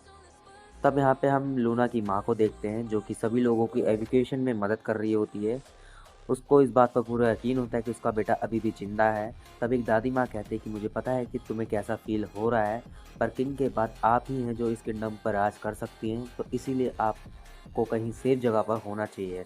तभी लूना की माँ कहती है कि मैं अपने बेटों को छोड़कर कहीं नहीं जाऊंगी। तभी दादी माँ कहती है कि आपको अभी भी लगता है कि आपका बेटा जिंदा है। तभी लूना की मॉम कहती है कि मैंने फौज में देखा है कि वो अभी भी चालू है, पर इसका मतलब यही है कि वो अभी भी जिंदा है। मेरा बेटा अभी भी किंग बनने के लायक है। इसका मतलब वो मरा नहीं है, क्योंकि इसके अंदर रॉयल ब्लड है। हमें उसे ढूंढना होगा और उसे बचाना होगा, क्योंकि जब तक रॉयल फैमिली के पास फौज रहेगा तब तक ये किंगडम आबाद रहेगा। मैं तो इन सबसे पहले ही यहाँ से जाना चाहती थी, क्योंकि मुझे पहले ही एहसास हो गया था कि हीरोज़ कभी भी डार्क बीस्ट को नहीं हरा पाएंगे। तब वहाँ पर वही बंदा आ जाता है जो कि लूना को ढूंढ रहा था। वो बताता है कि प्रिंसेस ड्रेल की आर्मी 50,000 आर्मी और एलिसन की आर्मी 6,000 लोगों ने उस पर हमला कर दिया था, और ड्रेल के आगे वो नहीं टिक पाई। पर वहाँ पे उसके बाद क्लेमेटीज आ गया था, जिसने ड्रेल की आधी आर्मी को ख़त्म कर दिया था। और उसके बाद ड्रेल ने एक अजीब से स्क्वेयर में उसको कैद कर लिया, और वो अभी भी वहीं पर कैद है। और ड्रेल अपने बचे हुए साथियों के साथ वहीं इसी ओर बढ़ रहा है। तभी प्रिंसेस कहती है कि आज तक कोई भी डार्क बीस्ट को कैद नहीं कर पाया, तो आखिरकार ड्रेल ने ऐसा कैसे कर लिया। ये ऐसा करना बहुत ज़्यादा मुश्किल है और ये नामुमकिन है। ऐसे तो सारी कहानियाँ उसके अगेंस्ट पे जा रही है। तभी वो बंदा कहता है कि प्रिंसेस ड्रेल एक पुराना हीरो है जिसके पास हेडन की बनाई हुई स्वॉर्ड है, तो शायद इसी वजह से क्लेविटिस को हरा पाया है वो। तभी प्रिंसेस कहती है कि हीरो कहलाने लायक नहीं है वो बिल्कुल भी, क्योंकि वो अगर हीरो होता तो किसी और की किंगडम पे राज नहीं करने आता। तब प्रिंसेस डिसाइड करती है कि अब वो ड्रेल के वेपन को तोड़ कर आएंगी, क्योंकि हेडन के पास हैमर ऑफ द किंग्स होता है, जिसके जरिए वो हीरोज़ के वेपन को बनाया भी जा सकता है, तोड़ा भी जा सकता है। तब ग्रैंड माँ इस चीज़ के लिए मना कर देती है, क्योंकि इस हैमर को सिर्फ किंग को ही उठाना चाहिए। और प्रिंसेस किसी की बात को नहीं सुनती है और लड़ने के लिए तैयार हो जाती है, और बाकी आर्मी को भी इकट्ठा होने के लिए कहती है। तब यहाँ पे हम ड्रेल को देखते हैं जो अपनी आर्मी के साथ बहुत ही ज़्यादा करीब पहुंच जाते हैं, और सभी लोग यहाँ पे हीरोज़ के लिए बहुत ज़्यादा खुश होते हैं। उनके अंदर नफरत ख़त्म हो चुकी होती है। तभी वहाँ पे एक बंदा मैनार्ड के साथियों को पकड़ कर ले आता है। एलिसा उसे लाने के लिए कहती है, जिसके लिए वो खुशी खुशी मान भी जाता है। वो लड़की कहती है कि आखिरकार तुमने मुझे क्यों पकड़ रखा है, क्या मैं घर जा सकती हूँ। तभी क्लैन कहता है कि आखिरकार अब ये कौन है। तभी एलिसिया कहते हैं कि ये लड़की लूना के पीछे आई थी, और तुम मैग्नेटिस की पावर को यूज़ करती थी ना, तो आखिरकार इतनी आसानी से पकड़ी कैसे गई। तभी वो लड़की बताती है कि उन लोगों ने बिना वेपन के मुझ पर हमला किया था, जिस वजह से ये लोग मुझे आसानी से पकड़ कर ले आए। तभी एलिसा उस लड़की से पूछती कि मुझे बताओ ड्रेल के बारे में, मुझे जानना है कि आखिरकार ड्रेल किस डार्क बीस्ट से मिला हुआ है। तभी वो लड़की कहती है क्या तुम पागल हो गई हो। तभी एलिसा कहती है क्या तुमने उसका डार्क ब्लड देखा है, जो कि उसकी बॉडी से इधर उधर घूमता ही जाता है। पर वो लड़की कहती है कि मुझे इन सब चीज़ों के बारे में कुछ नहीं पता है। पर क्लैन को इस चीज़ पर पूरा विश्वास होता है कि इसके पीछे डार्क बीस्ट के किसी लॉर्ड का ही हाथ होगा, क्योंकि वही है जो डार्क ब्लड को क्रिएट कर सकता है। डेल मेरे लिए बिल्कुल भी खतरा नहीं है, पर अगर कोई डार्क बीस्ट के साथ लड़ मिलकर मेरे साथ साजिश रच रहा है, तो इसीलिए में हम पता लगाना चाहिए कि आखिरकार चल क्या रहा है। और अगर कोई बाकी डार्क बीस्ट में से किसी ने मेरे साथ पंगा लेने की कोशिश भी करी, तो उसके लिए वो सही नहीं होगा, उसको इसका नुकसान भुगतना ही पड़ेगा। तभी एलिशिया कहते कि वो सब तो ठीक है, पर आखिरकार तुम अपनी असली बॉडी को छोड़कर इस छोटी सी फॉर्म में क्यों आए हो। तभी क्लैन कहता है कि मैं अपनी असली बॉडी को छोड़कर वहाँ पर नहीं आया हूँ, बस मैं एक चीज़ छोड़कर आया हूँ जो कि एक शैडो में छुपी हुई है। अगर मैं उन्हें ये सोचने में मंजूर कर दूँ कि उन्होंने मुझे नहीं हराया है, तो वो मेरे बारे में ही चिंता करते रहेंगे। अगर वो ये सोच रहे हैं कि उन्होंने मुझे हरा दिया है, तो वो मेरे बारे में नहीं सोचेंगे, जिसका मतलब यह है कि मैं दुश्मनों पर नज़र रख सकता हूँ और सरप्राइज अटैक कर सकता हूँ। ड्रल को हराना ही काफ़ी नहीं है, हमें ये सब जानना पड़ेगा कि आखिरकार इन सब चीज़ों के पीछे कौन है। तब वो लड़की इन्हें बुलाने लग जाती है बार बार, पर ये दोनों सुन ही नहीं रहे थे। तब वो चीख चीख कर चिल्लाने लगती है और उन्हें बताती है कि वो लोग बस हाइडन के फर्ज को हासिल करने आए थे, जिसके लिए उन्हें प्रिंस की जरूरत थी। तब ये वो लड़की अपने हाथ तो कैद से छुड़ा लेती है, और जिस वजह से वो वहाँ पर अपनी मैग्नेटिस की पावर के इस्तेमाल कर पाती है और वो उड़ जाती है। तब यहाँ पे लूना को नेल लेके जा रही होती है, जिसके ऊपर आयरन व्हील लगे होते हैं, और जैसे ही वो इन्हें देखती है, वो अपनी मैग्नेटिस की पावर से उन दोनों भाइयों पर हमला कर देती है, कार्ड को लेकर हवा में उड़ जाती है। पर तभी क्लैन वहीं पर आ जाता है और कहती है कि ये आखिरकार यहाँ कैसे आ गया। तो वो लड़की क्लैन को देखकर हैरान हो जाती है, और एलिसिया उस हीरो के ऊपर तलवार पॉइंट कर देती है। तभी एलिसिया कहती कि हमने जानबूझकर इस गैरेज को प्रिपेयर किया था ताकि हम जल्द से जल्द ट्रेल के पास ले सको। तो चलो अब बातें कम करो और हमें वहाँ लेके चलो। याद रखना मेरी तलवार आयरन की नहीं बनी है, तो इसका मतलब तुम में किसी भी चालाकी की थोड़ी सी भी चालाकी करी तो मैं तुम्हें मार दूंगी। तब वो सभी लोग वहाँ से जाने लगते हैं और विलेजर्स हीरो को उनके गांव को बचाने के लिए थैंक यू कहने लगते हैं। तभी क्लैन कहता है कि तो अब क्या तुम्हें अच्छा लग रहा है क्योंकि तुमने एक हीरो वाला काम करा है। तभी क्लैन तभी एलिसिया कहती है कि अपनी बकवास बंद करो, तुम्हें पता है ना मैंने एक विलेज को बचाया और ये सच में एक हीरो वाला काम है। फिर क्लैन कहता है कि पर इसमें मैंने तुम्हारी मदद की है।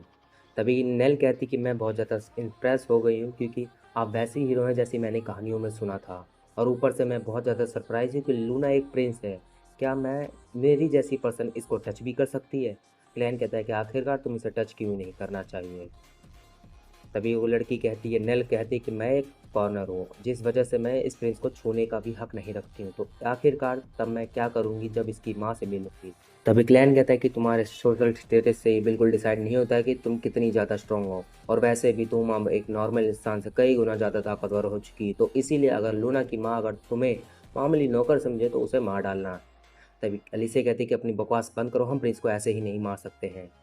मुझे एक ऐसी चीज़ बताओ तुमने जो मुझे कहा था, तुमने लिन लूना को किंग बनाने का एडवाइज़र बनना चाहते थे ना तुम, पर क्या तुम्हें सच में लगता है कि अगर तुम ऐसे ही एक्ट करोगे तुम सच में उसका एडवाइज़र बन पाओगे? तब क्लैन कहता है हाँ मुझे तो ऐसा लगता ही है। तब एलिसिया कहती है कि नहीं नहीं तुम ऐसे एडवाइज़र नहीं बन सकते हो। तब क्लैन उस लड़की को जल्द से जल्द उन्हें रॉयल कैपिटल पहुंचाने के लिए कहता है और उन्हें स्पीड को तेज करने के लिए कर देता है, जिस वजह से एलिसिया ड्रेल के साथ लड़ने के लिए तैयार हो जाती है क्योंकि क्लैन अपने बारे में किसी को नहीं बताना चाह रहा होता है, और इसीलिए वो एलिसिया को अकेले ही ड्रेल से लड़ने के लिए कह देता है, जिसके लिए एलिसिया हामी भी भर देती है क्योंकि उसे ड्रेल से अपने फादर की मौत का बदला लेना है। तब यह एलिसिया को ड्रेल दिखाई दे जाता है, जिस वजह से वो उस लड़की को उसकी तरफ मोड़ने के लिए कहता है। तब यहाँ पे हम वहाँ की प्रिंसेस को देखते हैं, लूना की माँ को, जो उसकी तरफ बढ़ रही होती है, और प्रिंसेस भी अपने सोल्जर्स के साथ ट्रेल की तरफ हमला कर देती है, जहाँ पर हम देखते हैं सोल्जर्स के पास हेडेन की बनी हुई तलवारें होती है, पर ये सब उसके ऊपर कोई असर नहीं कर पा रहे होते हैं। ट्रेल उन्हें अकेले ही उड़ा देता है और आगे बढ़ता रहा है। ड्रेल सोल्जर्स को उड़ाते हुए सीधा प्रिंसेस का गला पकड़ लेता है। उसका गला पकड़ के वो कहता है कि तुम भले ही कितनी भी ताकतवर क्यों ना हो, तुम बहुत ब्रेव हो, पर तुम्हारे अंदर कोई रॉयल ब्लड नहीं है, इसलिए तुम मेरे से कभी नहीं जीत सकती। तभी लूना की माँ कहती है कि मैं किंग नहीं बन सकती, मुझे पता है, और ये इसीलिए क्योंकि मेरे अंदर रॉयल ब्लड नहीं है। तभी ट्रेल कहता है कि तुमने बिल्कुल सही कहा, क्योंकि जिसके अंदर सबसे ज़्यादा रॉयल ब्लड होगा वही किंग बन सकता है, और अगर किंग डायरेक्ट बन सक मर जाए तो उसके करीबी ही रिलेटिव्स किंग बन सकते हैं, और यही दुनिया का लॉ है। पर मैं इसको चेंज करूँगा और डिस्ट्रॉय करने आया हूँ ताकि इस नकली दुनिया की किस्मत को तबाह हो सके। तभी लूना की माँ कहते हैं कि आखिरकार तुम कौन हो? तभी ड्रेल कहते हैं कि तुम किंग नहीं हो तो तुम्हें ये जानने का बिल्कुल भी हक नहीं है। इसके बाद लूना की माँ सोचने लग जाती है अगर मैं इस हैमर से इसके वेपन पर हमला करूँगी तो इसका वेपन डैमेज हो सकता है, पर इसी टाइम इसके वेपन पर वो वेपन तक पहुँच ही नहीं सकती है, तो इसीलिए मुझे एक चांस चाहिए ताकि मैं इसके वेपन पर हमला कर सकूँ, हमारी लड़ाई जीतने के चांसेस बढ़ सकते हैं। तभी एलिसिया वहाँ पर आ जाती है और पूरी की पूरी तरह से ट्रेल पर हमला कर सकती है। स्वर्ड मास्टर की लड़की के नाम से ट्रेल उसे बुलाता है कि आखिरकार तुम यहाँ पर क्या कर रही हो। तभी एलिसिया कहते हैं कि मैं यहाँ पर अपने फादर का बदला लेने आई हूँ।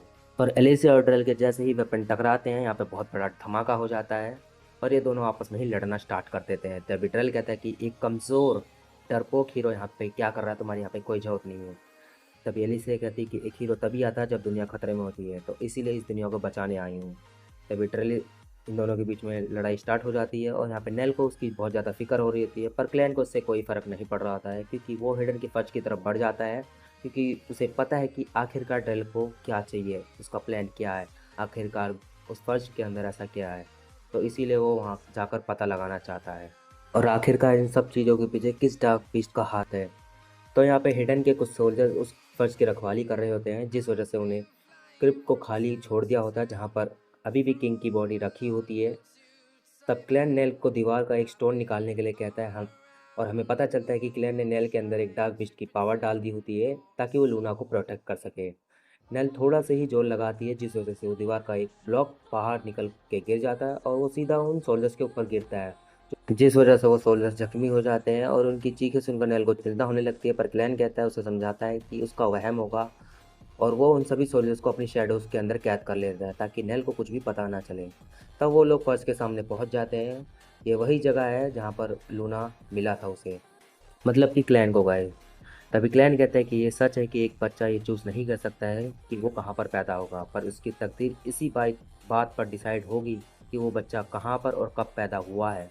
तो इसीलिए कोई भी अपनी बिगनिंग्स को चूज़ नहीं कर सकता है, पर वो ये चूज़ कर सकता है कि उसके साथ आगे क्या करना है और क्या होगा। तब क्लैन लूना का हाथ पकड़ के उस फॉल्स के सामने रखे हुए स्टोन पर रखता है, जिससे वो स्टोन एक्टिवेट हो जाता है। तभी वो कहता है कि चलो लूना, अब देखते हैं तुम्हारा फ्यूचर में क्या लिखा है। और गाइस, ये एपिसोड यहीं पे ख़त्म हो जाता है। हेलो गाइस, आपका स्वागत है क्लेविटीज़ के 10th एपिसोड में। तो चलिए गाइस, बिना किसी देरी के एपिसोड को स्टार्ट करते हैं। एपिसोड स्टार्ट होता है, हम ग्रेट को देखते हैं। ग्रेट वहाँ पे पहुँच जाता है जहाँ पे क्लेविटीज़ कैद होता है, और वो क्लेविटीज़ को देखते ही कहता है कि आखिरकार इस सेवियर से ये बाहर क्यों नहीं आ रहा है। तब ग्रेट उस सेवियर को एक जोरदार लात मारता है, लेकिन वो सेवियर वहाँ से टस से मस नहीं होता है। तब एसेलिन आर्मी का कमांडर रोड ग्रेट से मिलने आ जाता है, पर ग्रेट उस पर बिल्कुल भी ध्यान नहीं दे रहा होता है। ग्रेड वहाँ से जाने लग जाता है। तभी एलिसन आर्मी का कमांडर रोड कहता है कि रुको जरा, तुम अभी अभी ऊपर से गिरे हो, इसका मतलब तुम्हें मैजिक आता है, तुमने मैजिक का इस्तेमाल किया है। प्लीज़ अपने मैजिक की मदद से मुझे हाइडन के पास ले जाओ।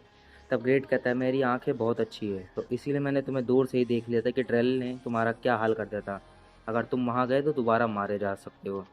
रोड्स कहता है कि फिर भी मैं हाइडन की फ़ौज की चोरी होते हुए नहीं देख सकता हूँ, क्योंकि बहुत बुरा हो सकता है।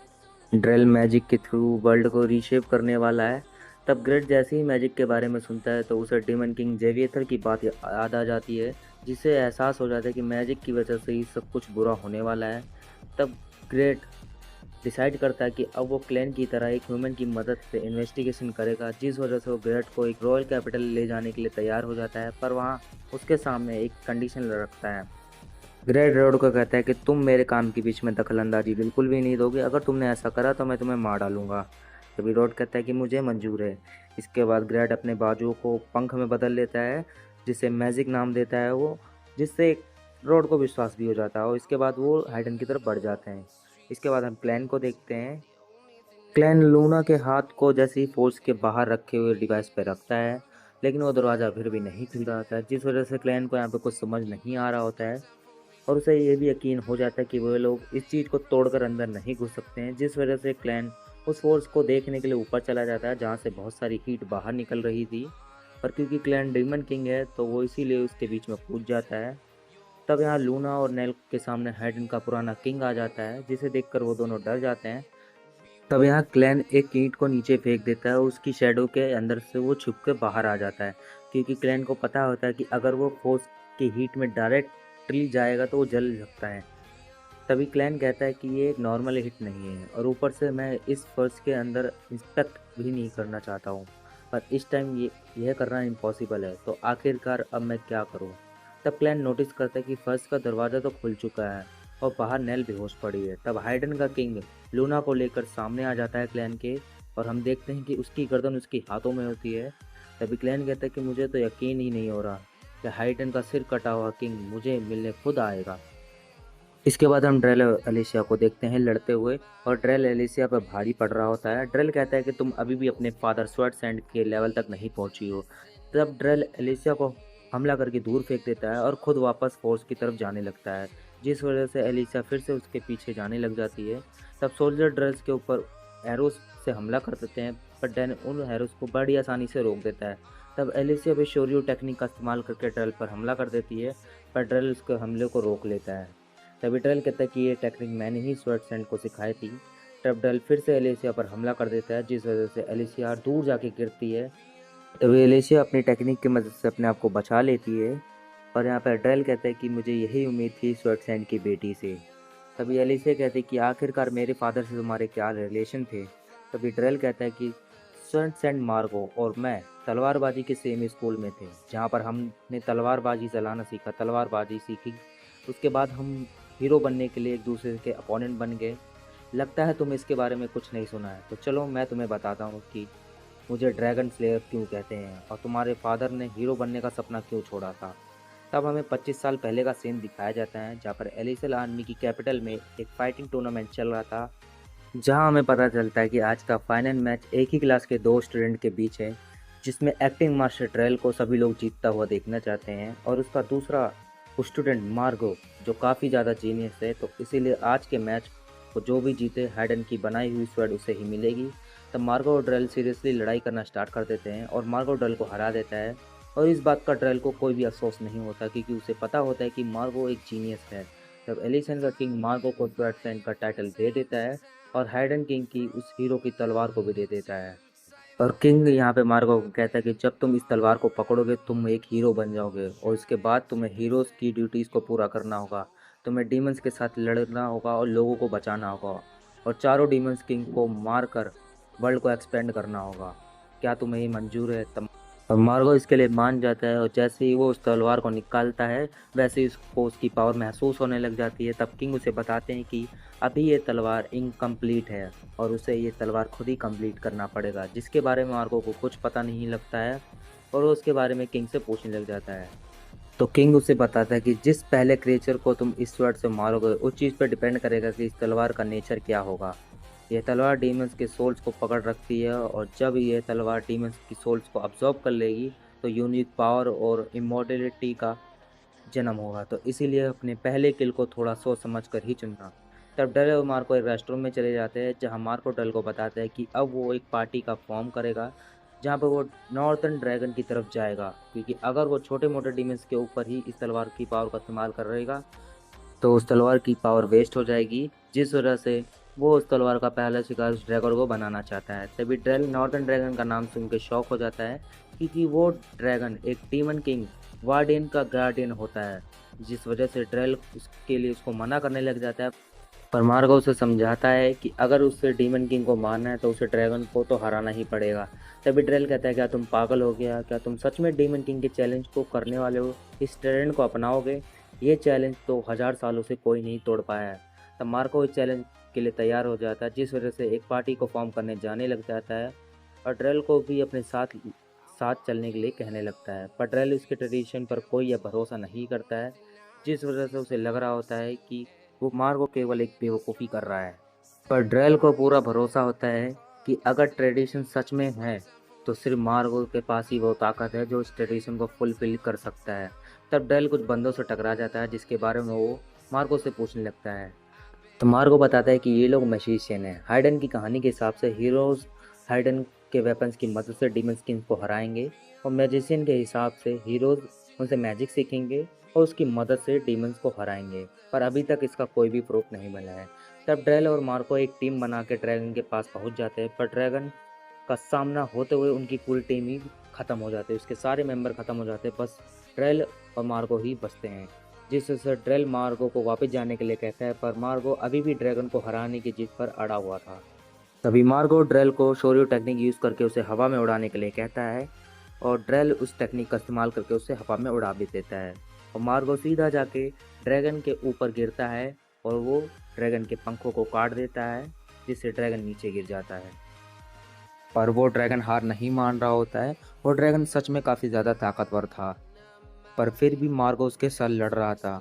मैं तो बस उसे डिसेंट तरीके से ही देख रहा था और मुझे लगा था कि शायद मार्गो उस ड्रैगन को मार ही डालेगा, पर तभी वहाँ पे एक हादसा हो जाता है। मार्गो एक स्टोन से टकरा के गिर जाता है, जिस वजह से उसका बैलेंस बिगड़ जाता है और ड्रैगन मार्को की एक टांग काट देता है, जिस वजह से हमारी उम्मीद और मार्को को हीरा बनने का सपना टूट गया। और मार्को ने फिर भी हार नहीं मानी और उस तलवार को मेरी तरफ फेंक दिया। तब ड्रैगन मार्को के ऊपर हमला कर देता है और ड्रेल पूरे गुस्से में आकर मार्को की तलवार से उस ड्रैगन का सिर धड़ से अलग कर देता है। तब वो तलवार उस ड्रैगन की पावर को ऑब्जर्व कर लेती है, जिससे ड्रेल को एहसास हो जाता है कि ये तलवार कितनी ज़्यादा ताकतवर है। तभी वहाँ पे डीमन किंग वार्डियन वहाँ पर आ जाता है, जिसका एहसास होते ही ड्रेल की रूह कांप जाती है और वो बेहोश हो जाता है। और जैसे ही ड्रेल होश में आता है तो उसे कुछ भी पता नहीं चलता है कि वहाँ पर उसके साथ क्या हुआ है और उसके आसपास ड्रैगन के पंजे का निशान होता है। इतना सब कुछ होने के बावजूद भी उसे समझ नहीं आता है कि आखिरकार हीरो होना किसे कहते हैं। और उसके बाद उसके साथियों ने हमें वहाँ से बचा लिया, जिस वजह से मार्गो के साथ वो वापस आ गया। और उसके आगे की कहानी तुम्हें पता ही है एलिसिया। और इसी इंसिडेंट के बाद से मुझे ड्रैगन स्लेयर कहने लगे और मुझे विश्वास हो गया कि हीरो की कहानियाँ बिल्कुल झूठ है, हमें धोखा दिया गया है कि हमसे इम्पोर्टेंट बात तो छुपाई गई है और सिर्फ एक ऐसा रास्ता छोड़ा गया जो कि इम्पॉसिबल है। और सच के बारे में हाइडन के किंग को ही पता था। तभी एलिसिया कहती है कि मैजिक वो रियलिटी है जो हमसे छुपाया गया है। तभी ड्रेल कहता है कि बिल्कुल सही समझी, मैजिक के ओरिजिन के सीक्रेट उस हाइडन की फज में अंदर मौजूद हैं। और उसके बाद वो आवाज़ मेरे कानों में गूंज रही है, उससे मुझे ये चीज़ का कंफर्म हो गया था। तो इसीलिए अब मेरी लड़ाई में इंटरफेस मत करो। तब ड्रेल अपनी पावर का यूज़ करके एक डेड ड्रैगन को बुला लेता है, जिसे देखकर प्रिंसेस हैरान हो जाती है, क्योंकि ये नेक्रोमेसी की पावर होती है जिसके बारे में सिर्फ पुरानी किताबों में लिखा गया है। तब ड्रेल इस ड्रैगन की मदद से एलिसिया पर हमला कर देता है, जिस वजह से एलिसिया नीचे गिर जाती है और वो ड्रैगन पर बैठ के उड़ जाता है। तब यहाँ एलिसिया देखती है कि उसके हाथ और पैर की हड्डियाँ टूट चुकी है, लेकिन क्लैन के डार्क ब्लड की वजह से वो अपने आप को सही कर लेती है।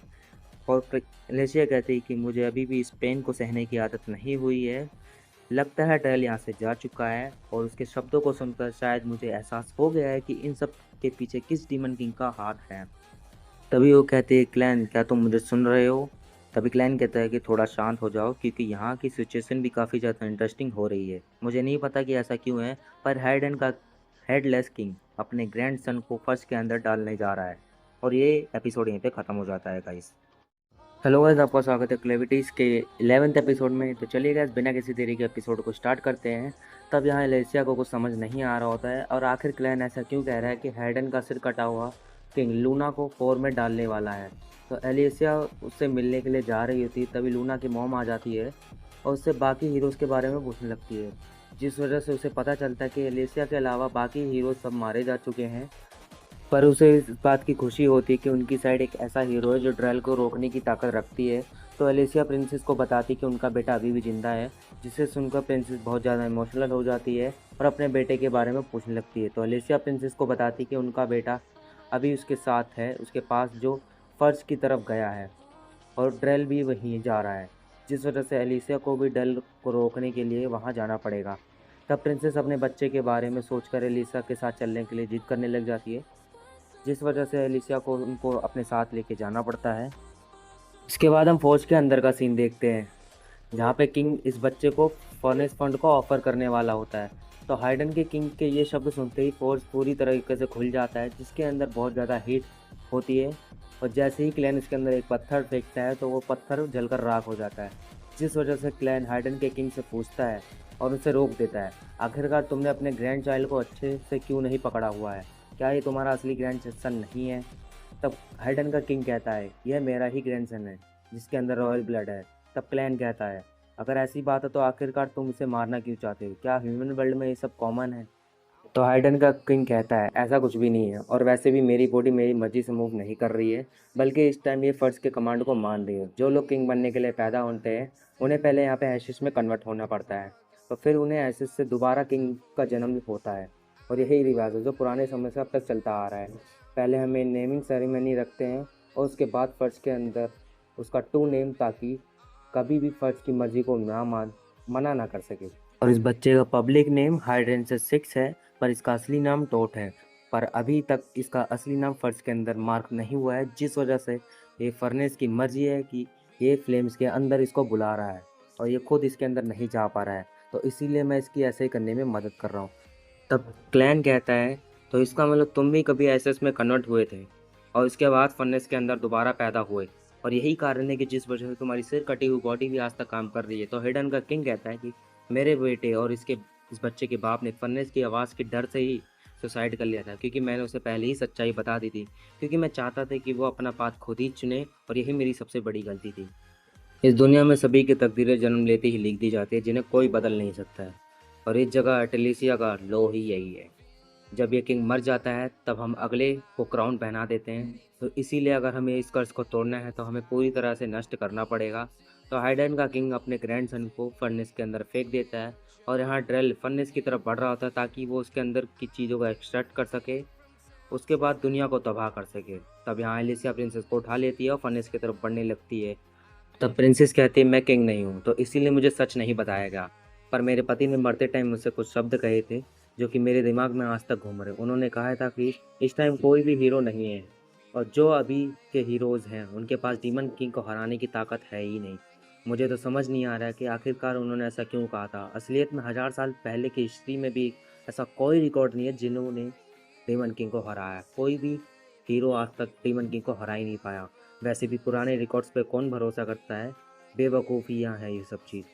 तो आखिरकार ये हीरोज़ की कहानियाँ क्या हैं? आखिर का कहाँ है वो प्रूफ जो ये बता सके कि चारों डीमन किंग को हराकर हमारा वर्ल्ड सच में एक्सपेंड होगा? आखिरकार ये कहानियाँ बनाई किसने?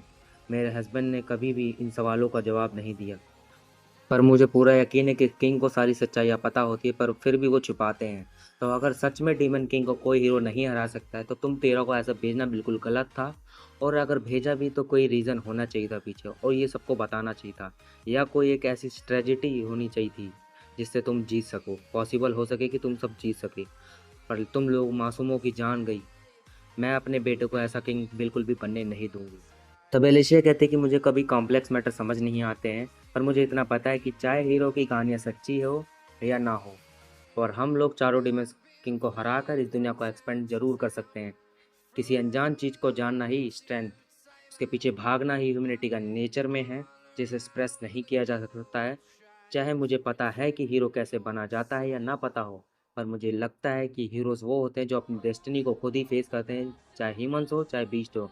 अगर उनके अंदर ये स्पिरिट है तो उनमें से कोई भी हीरो बन सकता है।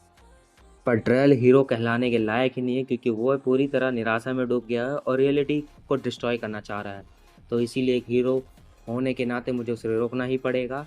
मैं ड्रेल और डीमन किंग से बहुत ज़्यादा कमज़ोर हूँ, और यही वो कारण है जिस वजह से मैं हीरो बनने को खुद को नहीं रोक सकती।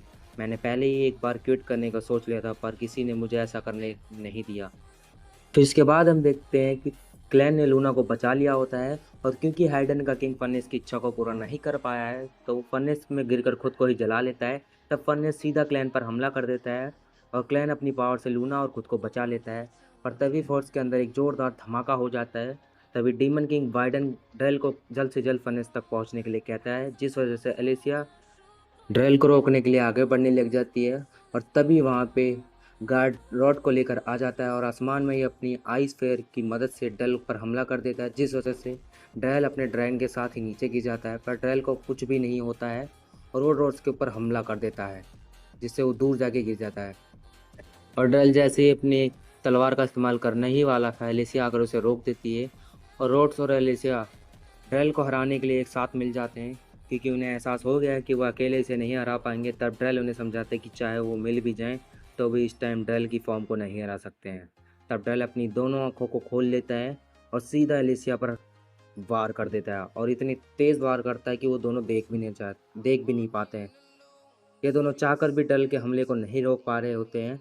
तब ड्रेल एलिसिया को जख्मी कर देता है, और ड्रेल जैसे ही दोबारा हमला करने लगता है, वैसे ही एलिसिया रॉड्स को आइस बनाने के लिए कहती है। तब रॉड आइस बनाकर ड्रेल की तरफ लॉन्च कर देता है, जिससे ड्रेल बच भी जाता है। पर हम देखते हैं कि आइस के ऊपर एलिसिया होती है, और रॉड्स ज़मीन पर भी एक आइस का पहाड़ बना देता है। ड्रेल का पैर अकड़ जाता है उसी आइस के अंदर, जिस वजह से एलिसिया को ड्रेल पर हमला करने का मौका मिल जाता है, और ड्रेल को वो बीच में से ही फाड़ देती है। पर ड्रेल की बॉडी मैजिक ब्लड में कन्वर्ट हो जाती है, और उसकी तलवार एलिसा पर हमला कर देती है, और उसका वो हाथ काट देती है जिसमें हीरो की तलवार होती है। तभी मैजिक ब्लड से अपनी बॉडी को फिर से वो बना लेता है, और कहता है, चाहे उम्मीद हो या फिर फिर सच्चाई को कोई नहीं टाल सकता है। जैसे एक मछली कभी ह्यूमन नहीं बन सकती, उसी तरह चाहे जितना मर्जी स्ट्रगल कर लो, फिर भी हम हीरोज़ नहीं बन सकते हैं। और इसका रीज़न बहुत ज़्यादा सिंपल है, क्योंकि हम लोग कभी भी हीरोज़ बनने के लिए पैदा ही नहीं थे। जिस टाइम हमें मैजिक को कास्ट करने की स्टोन्स की ज़रूरत पड़ने लगी, तब एटेसिया के पांचों ह्यूमन रेसेस बहुत ज़्यादा कमज़ोर बन गई। ट्रू ह्यूमन रेस ने एक बार पूरी जगह पर राज किया था, और उसके बाद वो गायब हो गए और छोड़ गए केवल कहानियाँ। हम सिर्फ ह्यूमंस और डीमंस के बीच में एक मोहरे हैं, और अगर हमें इस चीज़ को ख़त्म करना है तो हीरोज़ की कहानियों का हर एक टुकड़ा मिटाना होगा। तब ड्रेल उन पर हमला कर देता है, जिससे रॉड अपनी सेफियर घुमा के रोकने लगता है। तब यहाँ पे हम क्लैन को देखते हैं। क्लैन कहता है, मुझे सब कुछ समझ आ गया है, अब मुझे वाइडन का पर्पस पता लग गया है। और अगर मैं सोचूं, मैंने आज तक कभी ट्रू ह्यूमंस को देखा ही नहीं, इसका मतलब ये है कि वो पहले ही गायब हो चुके हैं जब मैं डीमन किंग बना ही नहीं था। तो इसका मतलब ये बात 1000 साल से भी ज़्यादा पुरानी है। जेवियथर को ये सारी चीज़ें पता थी, पर उसने मुझे कभी इसके बारे में नहीं बताया। वैसे ही ये सब कितनी अजीब बात है कि वो चीज़ जिसके अंदर हीरो की कहानियाँ हैं, द बुक ऑफ टोर, किसी तरह एक टाइटल को मैं पढ़ सकता हूँ, और वो भी इस वजह से क्योंकि मैं अपनी शैडो को उसकी लाइट को छीन रहा हूँ। वो फर्नेस मटेरियल होते ही गायब हो गया। तो इसका मतलब फर्नेस लॉर्ड टू फॉर्म। यकीन नहीं आ रहा कि एक मामूली सी बुक ने वाइडन किकिंग को एशिश में कन्वर्ट कर दिया और उसे दोबारा पैदा किया। क्या ये किसी तरह का मैजिक तो नहीं? क्या इसी कारण से एलिसिया ने मेरे खिलाफ स्वाड उठाई? क्या इसी की वजह से लूना जलने वाला था? क्या इसी की वजह से मैंने सिटीज़ को डिस्ट्रॉय किया और ह्यूमैनिटी को मारना चाहा? तब क्लैन ज़ोर ज़ोर से हंसने लगता है और इससे सब कुछ मीनिंगलेस लगने लग जाता है। मैंने अपने पूर्वज की मेमोरीज़ को इनहेंस नहीं किया, पर फिर भी जब मैं डिवन किंग बना था तब मुझे लगा था कि मुझे इस प्लेस को बचाना चाहिए और ये सब कुछ एक्सटेंड रेस की डेड लेजेंड की वजह से हुआ था। बर्थ और डेस्टिनी में कोई भी संबंध नहीं है और ये सब कुछ मीनिंगलेस है। अगर ये दुनिया तबाही से बनी है तो इसका मतलब मैं भी उसी चीज़ से बना हूँ। आखिरकार ये शब्द किसने कहे? क्या ये शब्द मैंने कहे? मैं बोरियत की वजह से कुछ भी कहने लग गया हूँ। तब क्लैन लूना को नीचे रख देता है क्योंकि अब उसे कुछ भी नहीं, किसी चीज़ में भी इंटरेस्ट नहीं है। तो वो डिसाइड करता है कि मैं दोबारा से ये सारी चीज़ें छोड़कर अपने माउंटेन पर वापस जा रहा हूँ और वो वहाँ से चला जाता है। और रूना उसे जाते हुए देख रोने लग जाता है बहुत ज़ोर ज़ोर से और ये एपिसोड गाइज यहीं पे ख़त्म हो जाता है। हेलो गाइज, आपका स्वागत है क्लेविटीज़ के 12th एपिसोड में। तो चलिए गाइज बिना किसी देरी के एपिसोड को स्टार्ट करते हैं। तब हम यहाँ देखते हैं कि बुलेट और हिडन आर्मी आपस में लड़ रही होती है और यहाँ पे सच्चाई जानकर क्लैन का वहाँ रहने का बिल्कुल भी मन नहीं कर रहा होता है, जिस वजह से वो वहाँ से जाने लग जाता है लूना को भी छोड़ के। तब यहाँ एलिशा बोलती, क्या तुम मजाक कर रहे हो? क्या तुम सच में वापस जा रहे हो? तब यहाँ पे क्लैन बोलता है कि तुम अभी भी जिंदा हो। मुझे पता चल गया है कि ड्रेल और वार्डन किस चीज़ के पीछे पड़े हैं और मेरे पास उन्हें रोकने का कोई रीज़न नहीं है। तो इसीलिए अगर वो हीरोज़ को सारे निशानों को मिटाना चाहते हैं तो उन्हें ऐसा करने दो। अब इस दुनिया का क्या होता है मुझे इससे कोई फ़र्क नहीं पड़ता है। तब यहाँ पे एलिसा कहती कि मैं तुमसे ये सब कुछ नहीं कह रही हूँ, मैं लूना की बात कर रही हूँ। क्या तुमने लूना की आंखों में देखा है? क्या तुमने उसकी आंखों में देखकर ये कह सकते हो कि दुनिया गिरे हैं, गिरी हुई लोगों से है? मुझे इससे कोई फ़र्क नहीं पड़ता है कि ट्रू ह्यूमैनिटी क्या है और ना ही मुझे इससे कोई फ़र्क नहीं पड़ता है कि ट्रू हीरो क्या है। मुझे इस बात से कोई भी फ़र्क नहीं है कि पुरानी कहानियाँ हमें धोखा दे रही हैं और जो लोग इस दुनिया से गायब हो चुके हैं उन लोगों को हमें इन्फीरियर रेस कहने का कोई हक नहीं है। उसकी आंखों में देखो क्लैन, आखिरकार तुम्हें कौन सा कलर दिखाई देता है? क्या तुम्हें सच में लगता है कि उसकी आंखों में एक इन्फीरियर रेस की है? क्या ये वही आंखें नहीं थी जिसे देखकर तुम उसे बड़ा होता हुआ देखना चाहते थे? तब हम यहाँ देखते हैं कि लूना अपने पैरों पर खड़ा हो जाता है और रोते रोते क्लैन के पास पहुँच जाता है। तब यहाँ एलिसिया डल की तरफ बढ़ने लगती है और क्लैन से लूना की आंखों का कलर पूछ रही होती है, जिस वजह से क्लैन लूना को गोद में उठा लेता है और उसकी आंखों का कलर एलिशिया को बताता है। और यहाँ दूसरी तरफ हम देखते हैं कि ड्रेल कहता है कि अब तुम्हारा अंत है ये स्वॉर्ड मास्टर की बेटी, तुम बस फॉल्स हीरो हो। तब ड्रेल एलिसा पर हमला करने लगता है। तभी नेल उसके ऊपर एक बड़ा सा पत्थर फेंक देती है और यहाँ पे एलिसा कहती है कि मुझे फॉल्स हीरो होने से कोई प्रॉब्लम नहीं है और ना ही मुझे रियल हीरो बनने का कोई ज़रूरत है, क्योंकि मैं जैसी भी हूँ मैं एक हीरो हूँ। तब ड्रेल एलिसा पर हमला कर देता है जिससे एलिसा बच जाती है और अपने मैजिक ब्लड से अपनी तलवार और हाथ को दोबारा से बुला लेती है, जिस वजह से वो फिर से डल के ऊपर हमला कर देती है और वहाँ पर एक बहुत बड़ा धमाका होता है। तब डल के हाथ में लगा हुआ ड्रैगन का मुखौटा नीचे गिर जाता है पर उसे फिर भी कुछ नहीं होता है। पर यहाँ पे एलिशिया को एक कट लग जाता है जहाँ पे उसके खून निकलने लगता है, जिससे वो नीचे गिरने लग जाती है। तब यहाँ पे ड्रैल बोलता है कि ये है एक फॉल्स हीरो की लिमिट, तुम तो कोई विश भी पूरी नहीं कर पाई। तभी यहाँ पे एलिशिया कहती कि ऐसा कुछ नहीं है, तुम्हारे लिए कुछ भी ट्रू इसलिए नहीं हुआ क्योंकि तुमने अपनी लिमिट्स खुद डिसाइड की थी, जिस वजह से तुम एक हीरो कहलाने लायक ही नहीं हो। तुम्हारे हिसाब से कहानियाँ झूठी है ना, पर सच्चाई तो ये है कि तुम वर्दी नहीं थे, मतलब तुम इसके लायक ही नहीं थे। और हाँ, मैं तुम्हें एक और चीज़ बता देती हूँ, मैं तुम पर नहीं तुम्हारी तलवार पर हमला कर रही थी। और हम देखते हैं कि ड्रल जैसे ही एलिशा पर हमला करने लग जाता है वैसे ही उसकी तलवार टूट जाती है। और ये ऐसा इस वजह से होता है क्योंकि एलिशा को तलवार में से कोई आवाज़ सुनाई दे रही होती है और उसे आवाज़ आने वाली जगह पर मार के एलिशा उस तलवार को तोड़ पाई होती है, क्योंकि उस जगह में प्रिंसेस ने तलवार को तोड़ने वाला हथौड़ा मारा होता है। एलिशा फिर यहाँ पे नीचे गिर जाती है। तब यहाँ पे एलिशा कहते हैं कि चलो अब देखते हैं क्या होता है। इसकी पूरी मैजिक बॉडी ब्लड से बनी है और इसका मैजिक ब्लड का ट्रू ओनर कहीं और है, मतलब इसका जो ऑनर है वो कहीं और है। तो चलो देखते हैं वो ट्रू ऑनर इस पर्सन के साथ क्या करेगा, मतलब इसके बारे में क्या सोचता है, क्योंकि इसकी जो तलवार थी वो टूट चुकी है जिसकी वजह से ये कमज़ोर हो चुका है। तब हम यहाँ पे देखते हैं कि ड्रेल तबाह होना स्टार्ट हो जाता है, जिस वजह से उसकी स्किन तबाह हो जाती है, उसकी मसल्स भी धीरे धीरे गायब होने लग जाते हैं। तब ड्रेल मार्को को याद करने लग जाता है और उसे दिखाई देता है कि मार्को उससे दूर जा रहा है, और यहाँ ड्रेल की पूरी बॉडी तबाह हो जाती है, जिस वजह से चारों तरफ वार्डियन का मैजिक ब्लड फैल जाता है। इसके बाद यहाँ पे सभी लोग खुशी मनाने लग जाते हैं कि ड्रेल के साथ लड़ाई आखिरकार ख़त्म हो चुकी है, पर डेमन किंग वार्डियन अभी भी जिंदा है, तो इसीलिए अगर वो यहाँ पर आया तो यहाँ पर कोई भी नहीं बचेगा। तब यहाँ पे क्लैन आ जाता है, वो कहता है कि चिंता मत करो, वो यहाँ पर नहीं आ पाएगा क्योंकि मैजिक ब्लड के अंदर कोई पावर नहीं होती है। तब हम देखते हैं कि क्लैन लूना को बाहर लेकर आ गया होता है और प्रिंसेस अपने बच्चे को देखकर इमोशनल हो जाती है और लूना भी उसे पुकारने लग जाता है, जिस वजह से प्रिंसेस लूना की तरफ बढ़ने लग जाती है। तभी क्लैन प्रिंसेस को रोक देती है और एलिसा इस चीज़ के लिए उस क्लैन को मना करने लग जाती है। तब यहाँ पे क्लैन कहता है कि किंग वापस आ चुका है, तो इसीलिए अब किंग को खुद ही वापस जाना होगा। तब क्लैन लूना को नीचे रख देता है और सभी लोग ये देखकर खुश हो जाते हैं कि लूना अपने पैरों पर खड़ा हो जाता है और लूना धीरे धीरे अपनी मॉम की तरफ बढ़ने लगता है, जिस वजह से सभी लोग उसको चेयर करने लग जाते हैं और लूना की माँ अपने बेटे से मिलकर बहुत ज़्यादा खुश होती है।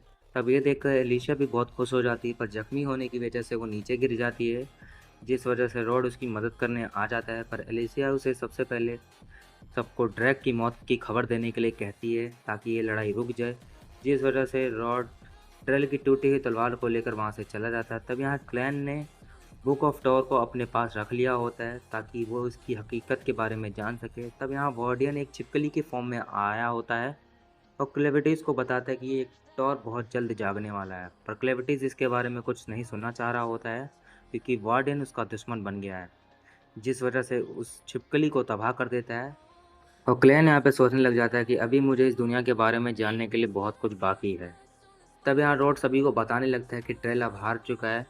वॉलेट की आर्मी ट्रेल की टूटी हुई तलवार को देखकर अपनी पूरी आर्मी को पीछे हटने के लिए कहती है, जिस वजह से सारे सोल्जर्स वापस जाने लग जाते हैं और ग्रेड भी यहाँ से सब कुछ देख कर वापस जाने लग जाता है। तब यहाँ एलिसन आर्मी हिडन की तरफ बढ़ रही होती है और कुछ लोग उस सेफियर के पास होते हैं जहाँ पर क्लेविटीज़ की बॉडी होती है।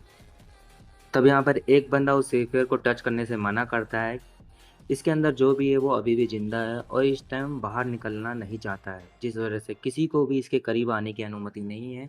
तब यहाँ नेल एलिशा की मरहम पट्टी कर देती है। तब एलिशा कहती है अच्छी बात है कि मैं मूव कर सकती हूँ, पर यह दर्द अभी भी कम नहीं हो रहा है और ऊपर से मेरे पेट में बहुत ज़्यादा दर्द हो रहा है कट के कारण। तब यहाँ पे क्लैन कहता है कि मैंने तुम्हारे खतरनाक जख्मों को तो भर दिया है, पर तुम्हें अभी भी दर्द ज़रूर होगा और मैंने तुम्हारी बॉडी से ब्लड निकलना इसलिए नहीं रोका ताकि किसी को भी तुम पर शक ना हो। मैं चाहता हूँ कि ये पावर आगे भी सीक्रेट बनी रहे। तब यहाँ पे एलिशा कहती है कि ये सब तो ठीक है क्लैन, पर तुम्हें क्या लगता है जो ट्रायल ने कहा था क्या वो सच है?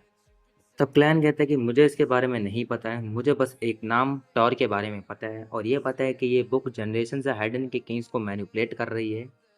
हमें असली कहानी को ढूंढना पड़ेगा।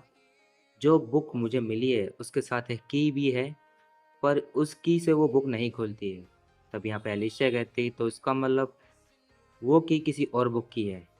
तब यहाँ क्लैन कहता कि अभी तो ये मुझे यही लगता है कि ऊपर से हम उस बुक को ज़बरदस्ती भी नहीं खोल सकते हैं, तो हमें बाकी बुक्स को ढूंढना ही पड़ेगा और हमें ये भी नहीं पता कि कितनी बुक्स हैं। तब एक बंदा उन सभी को कैसल बनाने आ जाता है और यहाँ हम देखते हैं कैसल में लूना थ्रोन के ऊपर बैठकर खेल रहा होता है। तब यहाँ प्रिंसेस कहती कि मुझे पूरा यकीन है कि आप सबको पता होगा कि मैंने आप सबको क्यों बुलाया है। आप सभी ने इस नेशन को डिस्ट्रक्शन से बचाया है, इसीलिए मैं आपका जितना शुक्रिया अदा करूँ उतना ही कम है। तब नेल प्रिंसेस से माफ़ी मांगने लग जाती है, जिस वजह से प्रिंसेस इसका कारण पूछने लग जाती है। तभी नेल बताता है कि ये इसलिए ऐसा रिएक्ट कर रही है क्योंकि वो एक कॉमनर है और उसे लगता है कि इसने फ्यूचर को उनको दूध पिलाकर बहुत बड़ी गलती कर दी है, जिस वजह से वो माफ़ी मांग रही होती है। तभी प्रिंसेस नेल के पास चली जाती है और उसे बताती कि उसे ऐसा सोचने की कोई ज़रूरत नहीं है क्योंकि उसने लूना को दूध पिलाकर बहुत बड़ा उपकार किया है। तब प्रिंसेस नेल को उसके लिए थैंक यू कहने लगती है। तब प्रिंसेस कहती है तो चलिए बताइए आप तीनों को क्या चाहिए, मैं वो सब कुछ देने के लिए तैयार हूँ जो मैं दे सकती हूँ। जिसे सुनकर क्लैन खुश हो जाता है कि आप सच में सब कुछ दे सकती हो। तो ये सुनते ही एलिशा डर जाती है, वो सोच में पड़ जाती है कि आखिरकार इसे क्या चाहिए। तब क्लैन कहता है, तो अगर आप सब कुछ दे सकती हो तो मैं चाहता हूँ मैं लूना का मैजिक टीचर बनूँ। और गाइस ये सीज़न यहीं पे ख़त्म हो जाता है। इस एपिसोड के साथ ये सीज़न भी यहीं पे ख़त्म हो जाता है। तो गाइस ये सीज़न आपको कैसा लगा कमेंट सेक्शन में ज़रूर बताएं। और गाइस जैसे ही नेक्स्ट सीज़न आता है, सीज़न 2 आता है, मैं इसकी भी वीडियो लेकर ज़रूर आऊँगा।